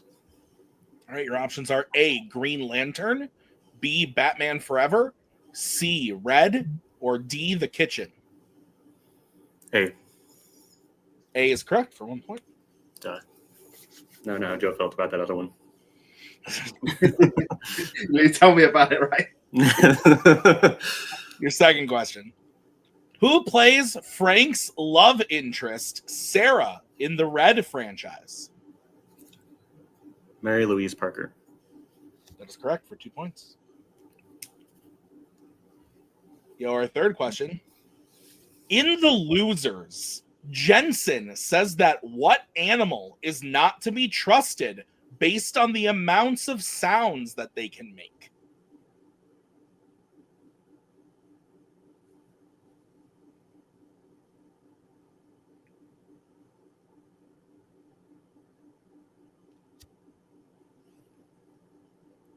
I'm gonna go multiple. Okay, your options are A, dogs, B, cats, C, cows, or D, horses. I'm gonna say cats. That is correct for 1 point. Your fourth question. What superhero name does PB give herself when presenting herself to Diana at the end of DC League of Super Pets? Oh, fuck. Okay.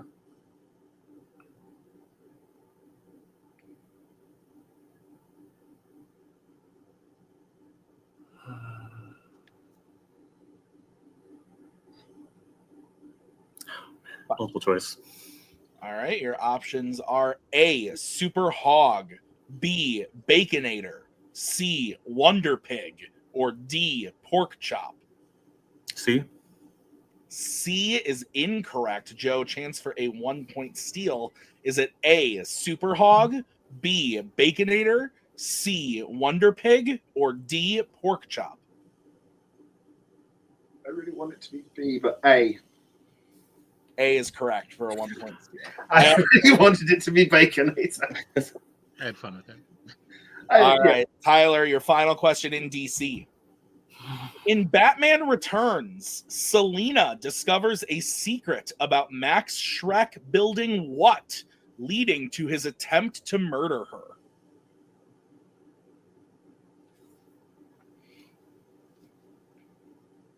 Can I get a repeat? Yeah, that's your second repeat. Your question again. In Batman Returns, Selina discovers a secret about Max Schreck building what, leading to his attempt to murder her? A power plant? That is correct for 2 points. Technically, it's building a capacitor because it takes power and not gives it. But that's what I was going to say. I was going to say what it. We would I have was going to say what it accepted did, both. and I was just like, I don't think it's God, that question's been in We the would have bank for taken a long both. time. All right, so at the end of round number 2, Joe is still in the lead, 14-10. Is that what you have, Nick? That's what I have, Tim. Okay, let's get into round number 3. How's it going to work? Round number 3 is going to work like this. It is the filmography round. We have 3 questions valued at 1, 2, and 3 points apiece. Each question is formatted in such a way that we have given you 2 hints pointing to a particular fandom actor or actress. If you get the question correct, you will gain the concurrent amount of points for which the question is worth, and then we'll play round 4. Okay. In round 4. All right. Nick, go ahead and give that first question.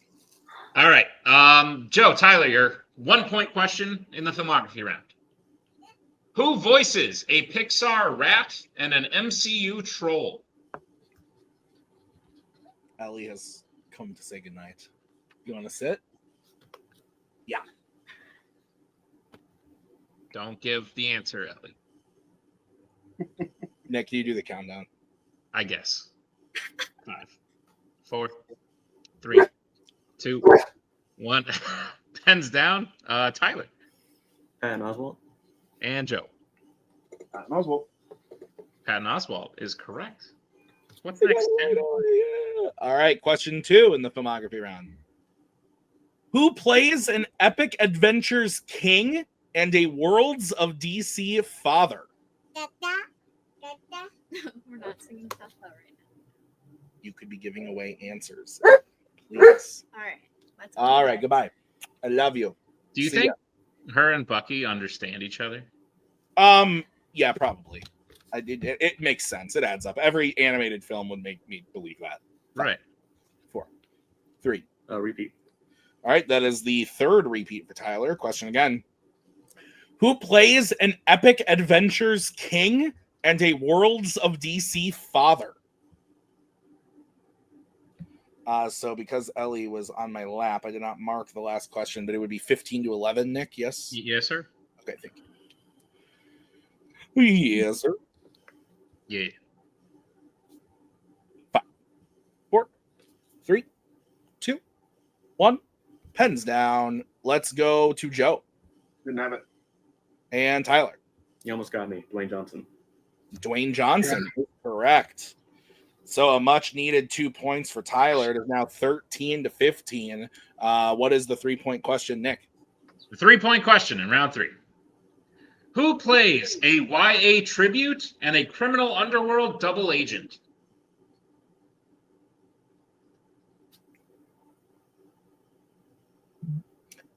I don't know if I want them understanding each other though, because Maggie and I like often speak for them, like when they're just like babbling or barking and stuff, and Bucky's kind of inappropriate.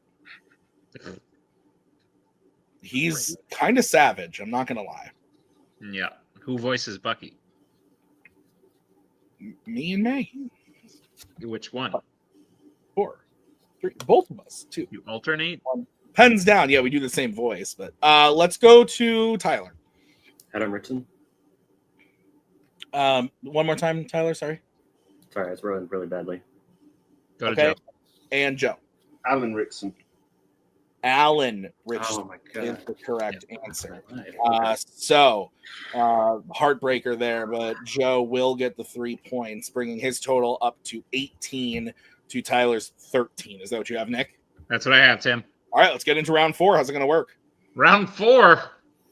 It's Inception. It's going to work like this. It's the deep cut round. We have a wheel with deep cut. No, I was trying to share the wheel and explain the rules at the same time. Tim, how does round 4 work?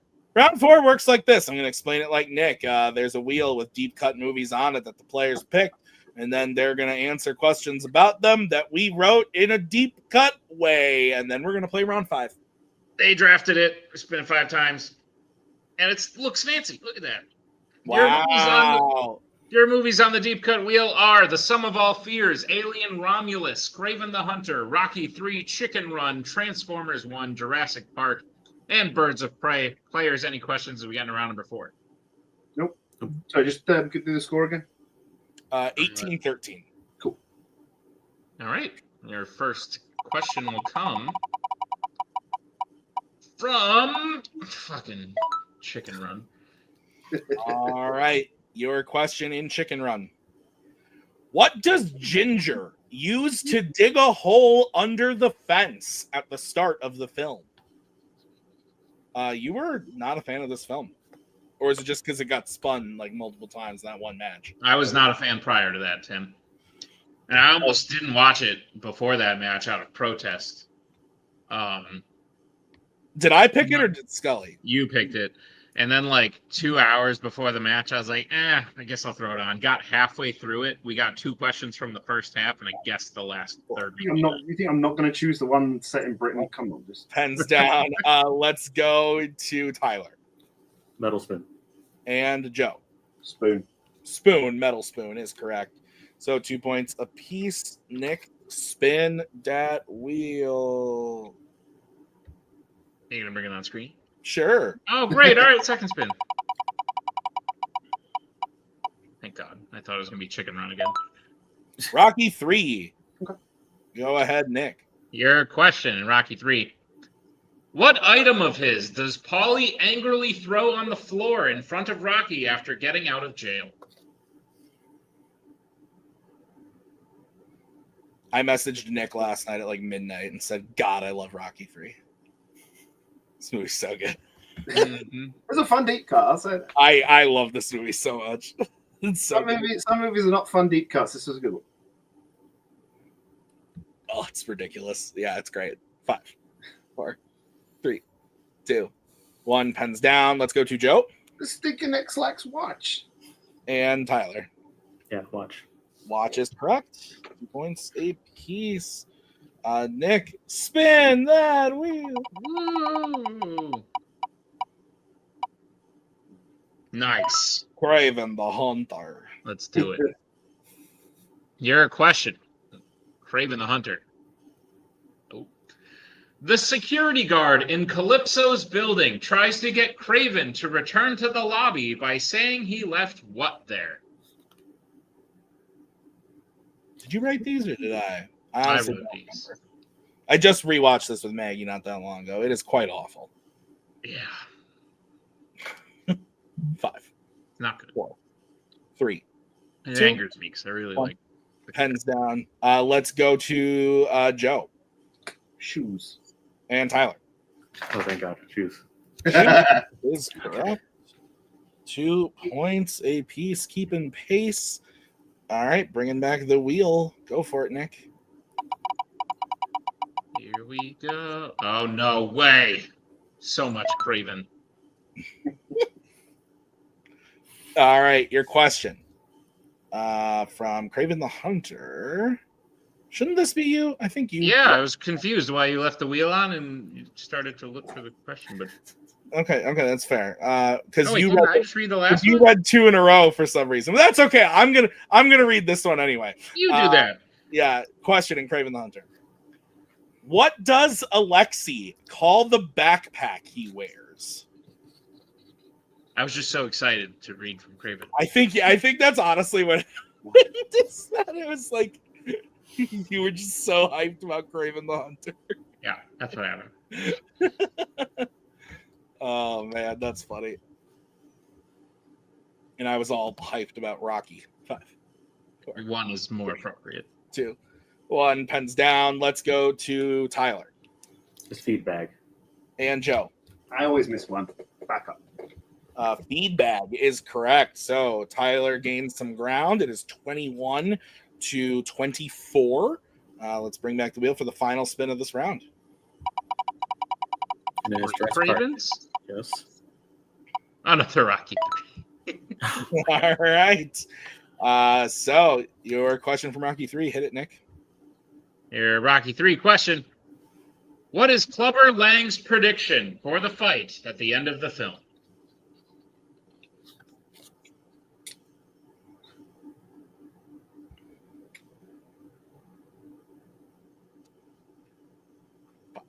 Yeah. 3, 2, 1. Pens down. Let's go to Joe. Someone said once sometimes you only have to see memes. Pain. No, I didn't know that was a meme. Let's go to Tyler.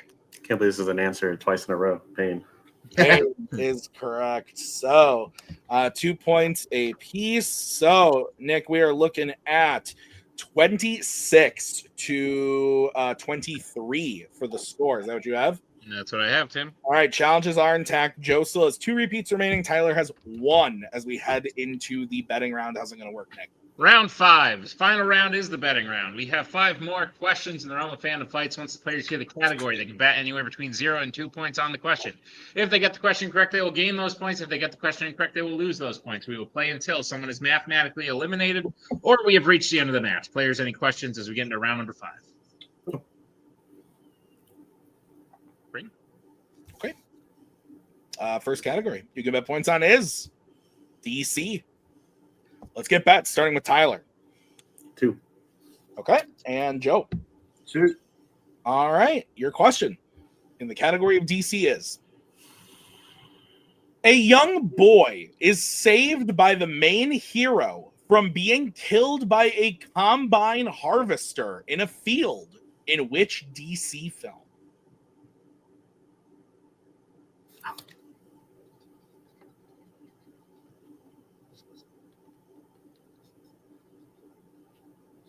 Cold in here. Cold? Windows open because it was nice out earlier. Now it's chilly. Oh, I'm quite comfortable. Congratulations. 5, 4, 3, 2, 1. Pens down. Congratulations. Let's go to Ty Superman 3. and Joe. Superman 3. Superman 3 is correct. Both gain 2 points. 28-25. Nick, what's next? Your next category will be Fight Night. Let's get bets, starting with Joe 2. and Tyler. 2. All right, Nick, what's the question? Your question in Fight Night. Who plays Julie's love interest, Eric, in The Next Karate Kid?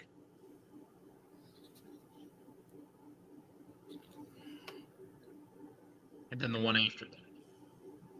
And the 7th Karate Kid. Yeah, I know. You make this joke whenever this movie comes up. I've made it once prior. I haven't allowed a second time. I think you've done it at least 84 times. The once. And this is me 5. doing it the next time. 3, 2, 1. Pens down. Let's go to Joe. Didn't have anything. Okay, and Tyler. Yeah, I didn't have anything in it, so James Strong. Both are incorrect. We are looking for Chris Conrad. I had Chris, and I knew it was a C. Sure. God damn it. So we're back to 26-23. 3 categories remaining. Your next one is horror icons. Let's get bets, starting with Tyler 2. and Joe. 1. Okay. Your question in the category of horror icons. What is the name of the young boy Corey babysits at the beginning of Halloween Ends?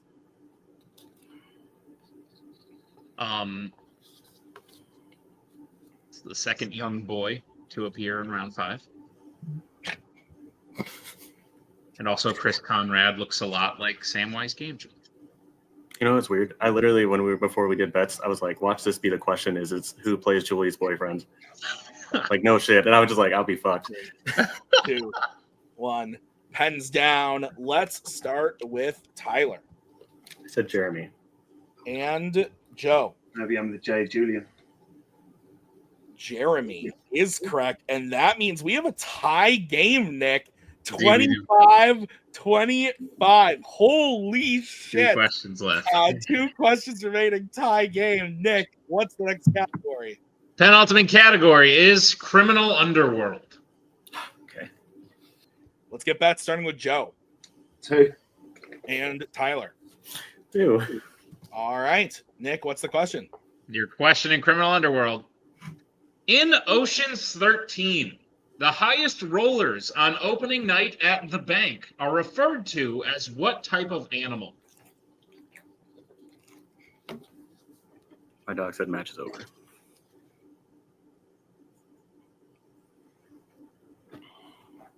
Yeah, I see that.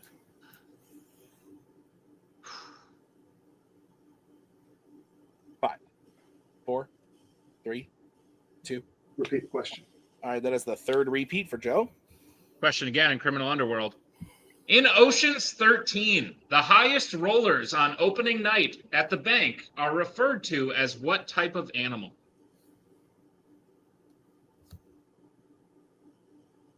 Maggie has entered the building. I don't think she can hear me, though. Fair. 5, 4, 3, 2, 1. Pens down. Let's start with Joe. I don't have it. I said sharks.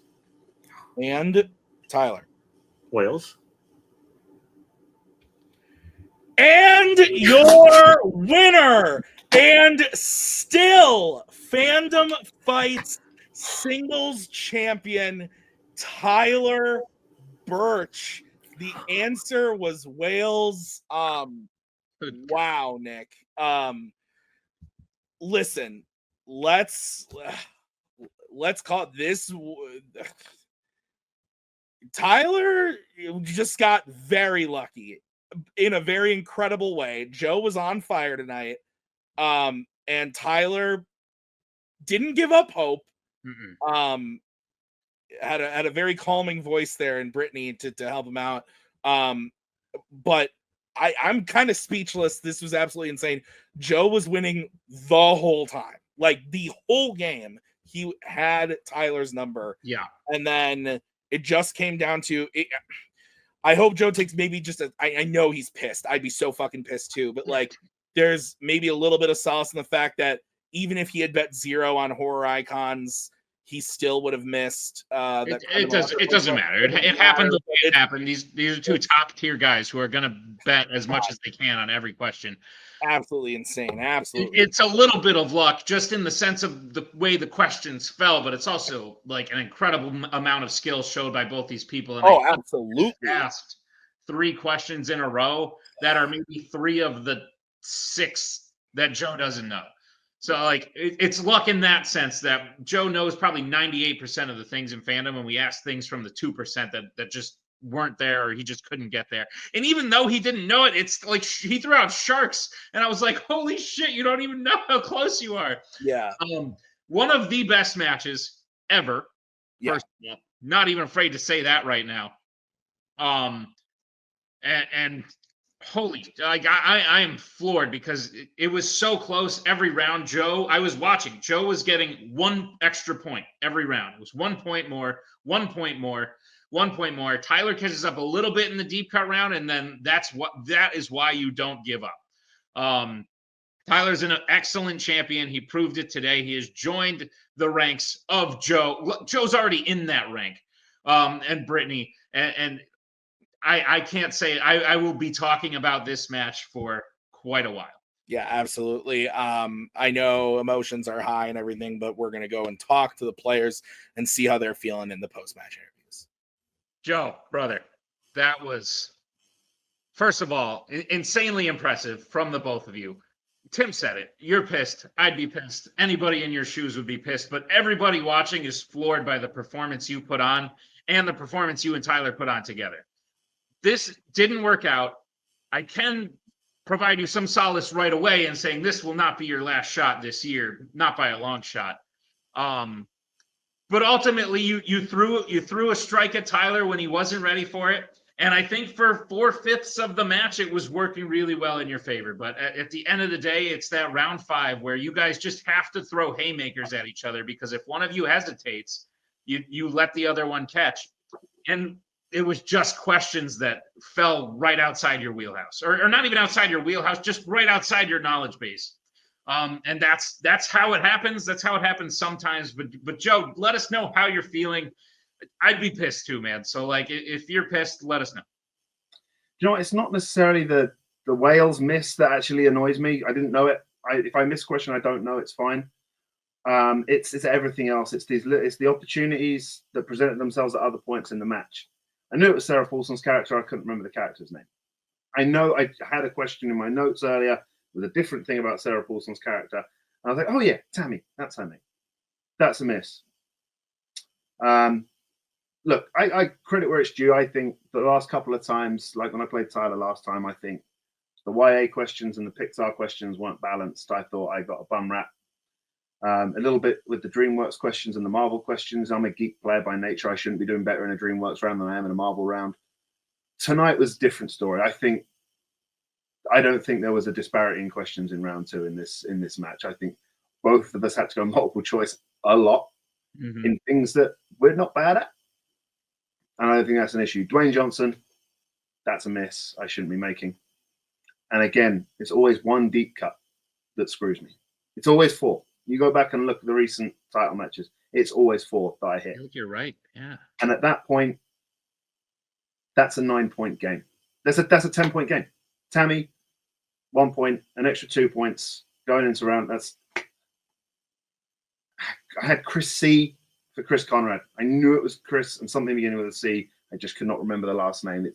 That's the tiny things that made a difference here, and that's Wales is irrelevant. That's an irrelevant miss. It shouldn't have got to that question. Sure. Joe, if it helps, you outscored Tyler percentage-wise. Like, I haven't done the numbers yet, but like just looking at it, I can tell you had a higher percentage in this match, which just shows you how volatile round 5 can be. But I say that to tell you, because at the end of last season, when you lost to Tyler, you were pretty hard on yourself. You were pretty down on yourself. I say that to tell you that you just outscored the reigning defending champion, who everyone is saying is unbeatable, at least as far as percentage points go. Which tells me you are still in the upper echelon. You are still on the same level as Tyler, as Brittany was, as you were 20, whatever you said 2 years ago, or whatever season I forget what season it was. But so to me, if anything, Tyler, and I'm going to ask him in a second, if he feels better about this victory than any other prior victory, because I think he should. I think he fought the hardest you fought today, and that's because of how great you played. And I'm going to ask everyone else in the league how much they're going to be shitting their pants the next time they see you, because seriously, Joe, with the last one standing win, team's title challenge, and this match, even though it didn't work out in your favor, you have cemented yourself on the Rushmore of fandom in general. Hopefully that brings you some solace. But let me get one more opinion on from you. With this loss, Tyler's going to have another defense. If he wins, you might get another shot at him, because you, Joe, are going to be the #1 seed in the Alpha tournament come this summer. You'll be playing the #8 seed. You will be 3 matches away from getting a shot at the title again. Your thoughts on it? It's tough. It's tough going into it, because I had a game plan here. I knew Tyler was round 1 is Tyler's weakest round, and I knew that. And I did outscore him. I needed a good spin. I needed a good wheel spin. And I haven't had a proper strong wheel spin in a while. So yeah, obviously this is why I timed this challenge the way I did, in case this happened. This was always a backup plan, that I would miss the next challenge and then singles tournament. It's 3 matches, and that's the practice I get. And if it is Tyler, great, because that's 3 matches of practice that he's not having. Now, I've played twice this season. Last one standing, team's title. That's it. So a couple of extra matches might just be what I need. A little work needs doing, just shoring some things up. But I'm just a quick thing. I know that there's somebody out there who will remain nameless, likes to challenge a lot. But I know that this person is very interested in this. It was interested in the single songs. I know they're very desperate to play me. Oops. Good shit. Joe, listen, congratulations on an absolute... Sorry. Oh, sorry, in this entire thing, I haven't even said what I should be saying. It was something that I genuinely feel. Well done, Tyler. You were down and you came back, and that's really, really impressive. Nothing on you. You played great. Should have done better. But well done to you. You deserve it. Joe, you're a class act, fandom legend, and I also need a new board. Fair. You're not the first one to need a new board post-title match. But listen, seriously, congrats on your performance in this match. I think it is hyping up everyone for seeing you real soon in the summer. So, Joe, we'll see you soon. We'll throw it back to round 4. Maybe you're still there. Who knows? Well, if it isn't the whale of a fandom champion himself, Tyler, I'll just ask you. I told Joe I was going to ask you. Is this your, crowning achievement thus? I have to imagine you feel better about this win than any other prior win. Is that true? I mean, I feel like I'm not going to be able to process this for 3 weeks. I can't. The fact that I was able to pull that off against such. I mean, he was so strong, and for it to come down like this, I'm just going to be at a loss for a long time. That definitely, I would say playing Joe last time was probably my hardest fought match, but this easily eclipsed that with how this one went. So no, definitely the strongest match. And yeah, it was a lot. It was a lot of anxiety that I had during this match. Yeah, I bet. Brittany, you were backstage fist pumping the whole time. How happy are you for Tyler, and how happy are you now as more of a background person to just see a match like this? That was one of the best matches I think I've ever seen. Honestly, I think that's the most excited I've been, probably aside from the first time I won the belt. But even then, you saw me; I was going nuts. So and I don't think, aside from maybe myself and maybe one or two other people, I don't think anyone could really do what Tyler just did. To stay in it like that when you're playing against Joe, going down by 5, going into round 5, that is insane what you just did. And the fact that you kept cool, you had 1 repeat left. You had categories you're not even they're not even your favorite categories, let's be honest. And you fucking won. It's insane. I'm so proud of you. And I also just want to say to Joe, even though I'm so excited for Tyler, I feel for Joe. We both know what it's like to lose our belts. I would love to see him get his belt back. It's just not against Tyler, of course, but how can we not feel for him? That's the best he's played in a title match, and I think in a while, honestly. I feel really bad for whoever plays him next, and yeah, I just can't wait to see these two play again. I'm glad it's not the next one. I think Tyler deserves a break, but no, this was amazing. Absolutely, Tyler. Speaking of the next one, this happened out of the blue. We already basically have our next title challenger ready. Sorry, but you're not going to get a whole lot of rest now. Yeah. Because your next title challenge is coming. We know who of 2 it will be, because next week we're going to see a number 1 singles contender match between some people you may not expect. Tyler, you will be playing either Joe's teammate, Igor, finds himself in a contender match, or Payson Johnson, who has snuck his way to a number 1 contender in a pretty impressive fashion, if I do say so myself. Either one will be a new challenger for the belt, and I believe a new person for you to play. I don't think you've played either. Igor was in my triple threat against David, so kinda, but not like in this. Yeah, really yeah.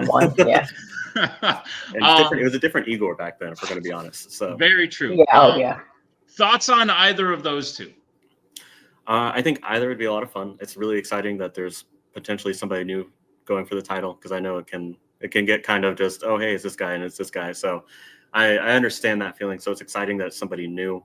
I'm really intrigued to see how Payson got there, because he's somebody that I always thought could be good in Fandom, but like I didn't think he was going to put in the work to get there. So I'm really intrigued by that and excited to see like how far that took him. And then Igor has been really showing a lot of improvement. Like it doesn't surprise me at all that he's getting a number one contender match. Like he's been doing really well. When we did our team's title match, he did really well. So I'm excited to play either of them. I think I'm definitely not gonna I may take a day because I need a day after this, but Me too.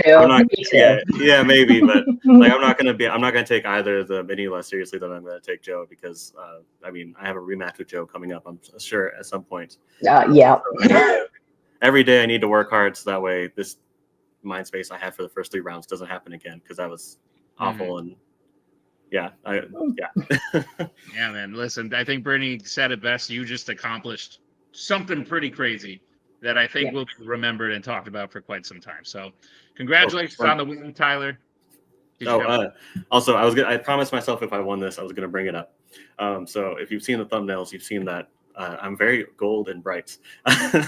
So I told myself that if I won, I was gonna be like, oh, it's because I'm TBNT's golden boy. That's why I'm so bright. It's not because of skin color or anything like that. It's because I'm a golden boy. That's why. Very true, Tyler. We're happy to have you as our golden boy, and you hold on to that title as long as you can, and we'll keep watching with real excitement. So congratulations on the win. And we'll see you in your next defense real soon. He thinks he gets a break. Oh, no. Till you're 90. Till you're 90. All right. Well, that's going to do it for us today at Fandom Fights. And we're going to send it back over to Tim and Nick at round 4. But first, I do want to thank Joe, Brittany, Tyler, everyone who helped write this match and get it rocking and rolling. Yeah, this is great. Let's send it back over to Tim and Nick. We're back from the title match. One of the best of all time. And Joe, I think I've said that about at least 4 or 5 title matches that you've been in. It's starting to stink that you have wound up on the losing end of a couple of those. I put on a show, at least. Dude, that I'm telling you, that match that we just witnessed, that you all just witnessed, will probably win match of the year, and it is May right now. Yeah. Insane. Yeah, I might have to get one of those Simpsons Nuke the Whales t-shirts for my next match because that's annoyed me. Well, here's what's interesting. So obviously, for anyone who stupidly fast forwarded through round 4 and got to this point, Tyler did win. You just mentioned prior to this challenge that you thought maybe the tournament having that backup was maybe holding you back. You're going to be in the tournament now. Tyler has another match before the tournament starts, so Tyler's going to try and defend. If he defends, he'll play the winner of the tournament. That tournament will happen, and there's no backup. So I know you said you've been wanting to go the way of David, of still want to play, don't want to retire, but probably not going to be putting in as much effort.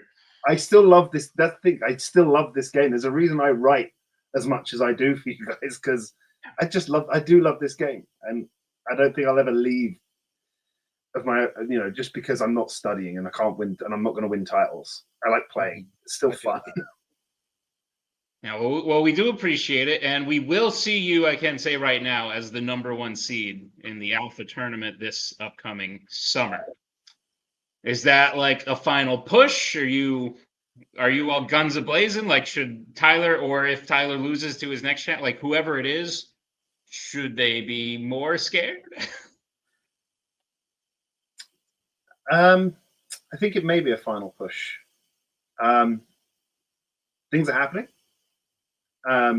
Things are changing, and it might be a final push. But if it doesn't go well, I may go, nah, fuck that.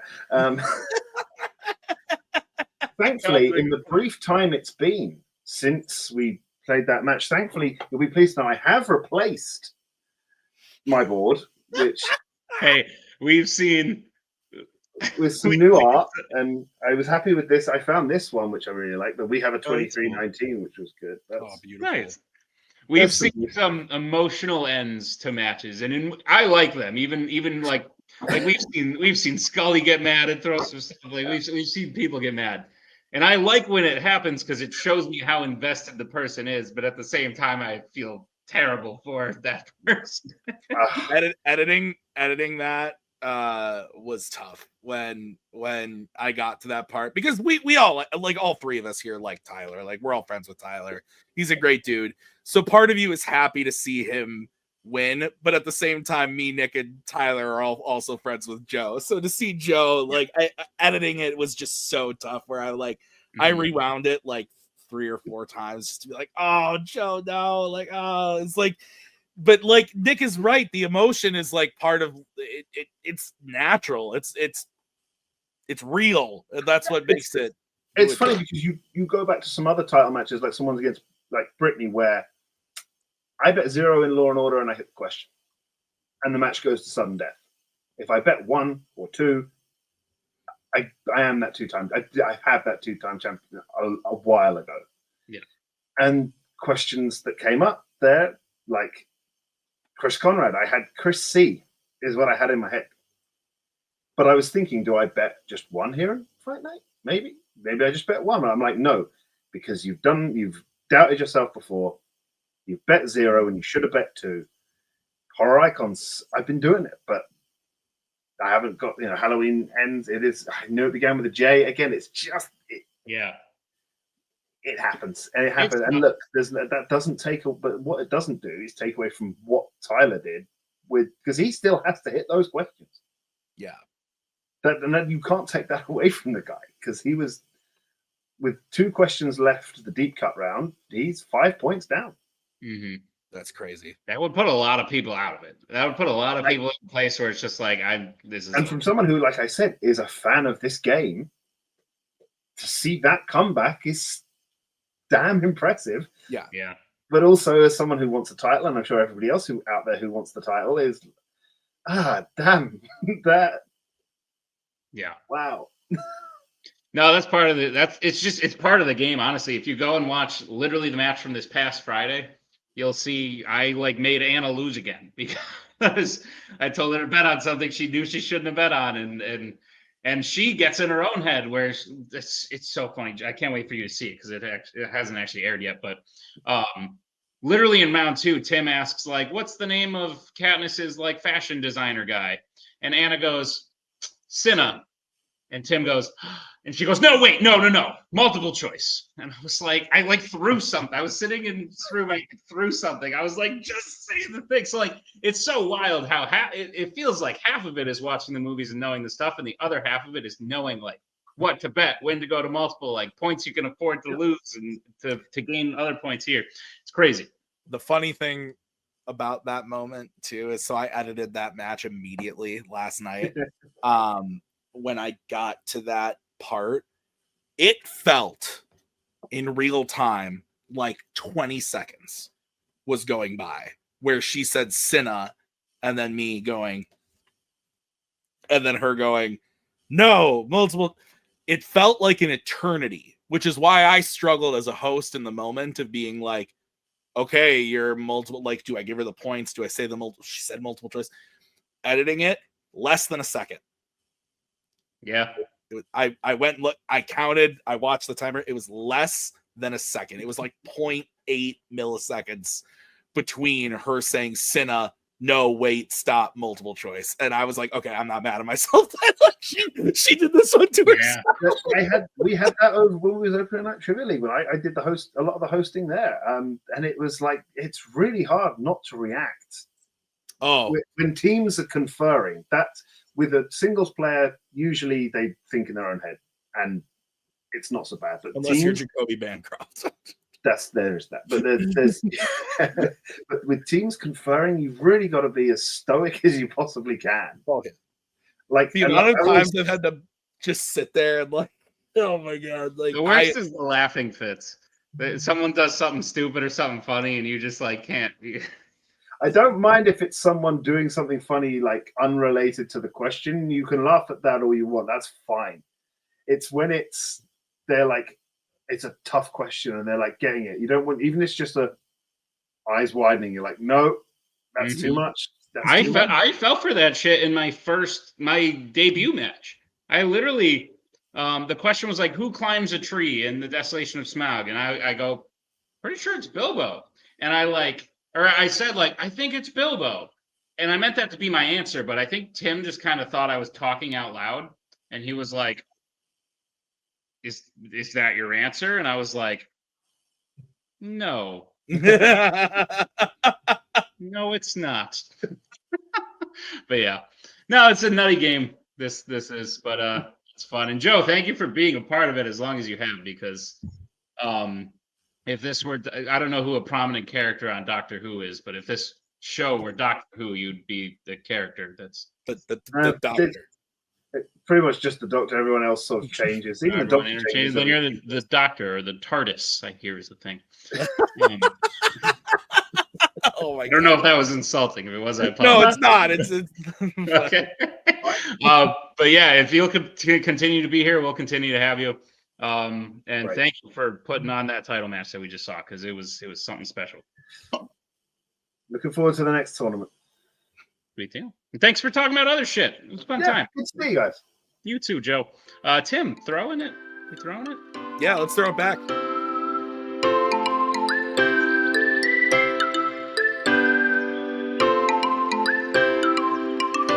All right, what an episode. Gymongous 2-hour plus episode. Thank you for watching. Thank you to Joe. Thank you to Tyler for rushing here quickly. That was very kind of him. He had to leave a funeral to get here on time, but he made it. Jesus. For all those watching, that title match will come out again. We'll drop just the match itself on Friday in the normal match slot. It's not on the schedule, but you can see it there. So for all your friends who don't watch round 4 and they see the title match on Friday and they go, "What the hell?" You can be like, "Go watch round 4, you idiot." Yeah, dummy. Yeah. All right, that's gonna do it for us. Thanks, Joe. Thanks, Tyler, Brittany, all the people that were at the match. Thank you, Nick. It's been great. We'll see you guys in 2 weeks with another episode of Round 4. Until then, have a great night. Bye.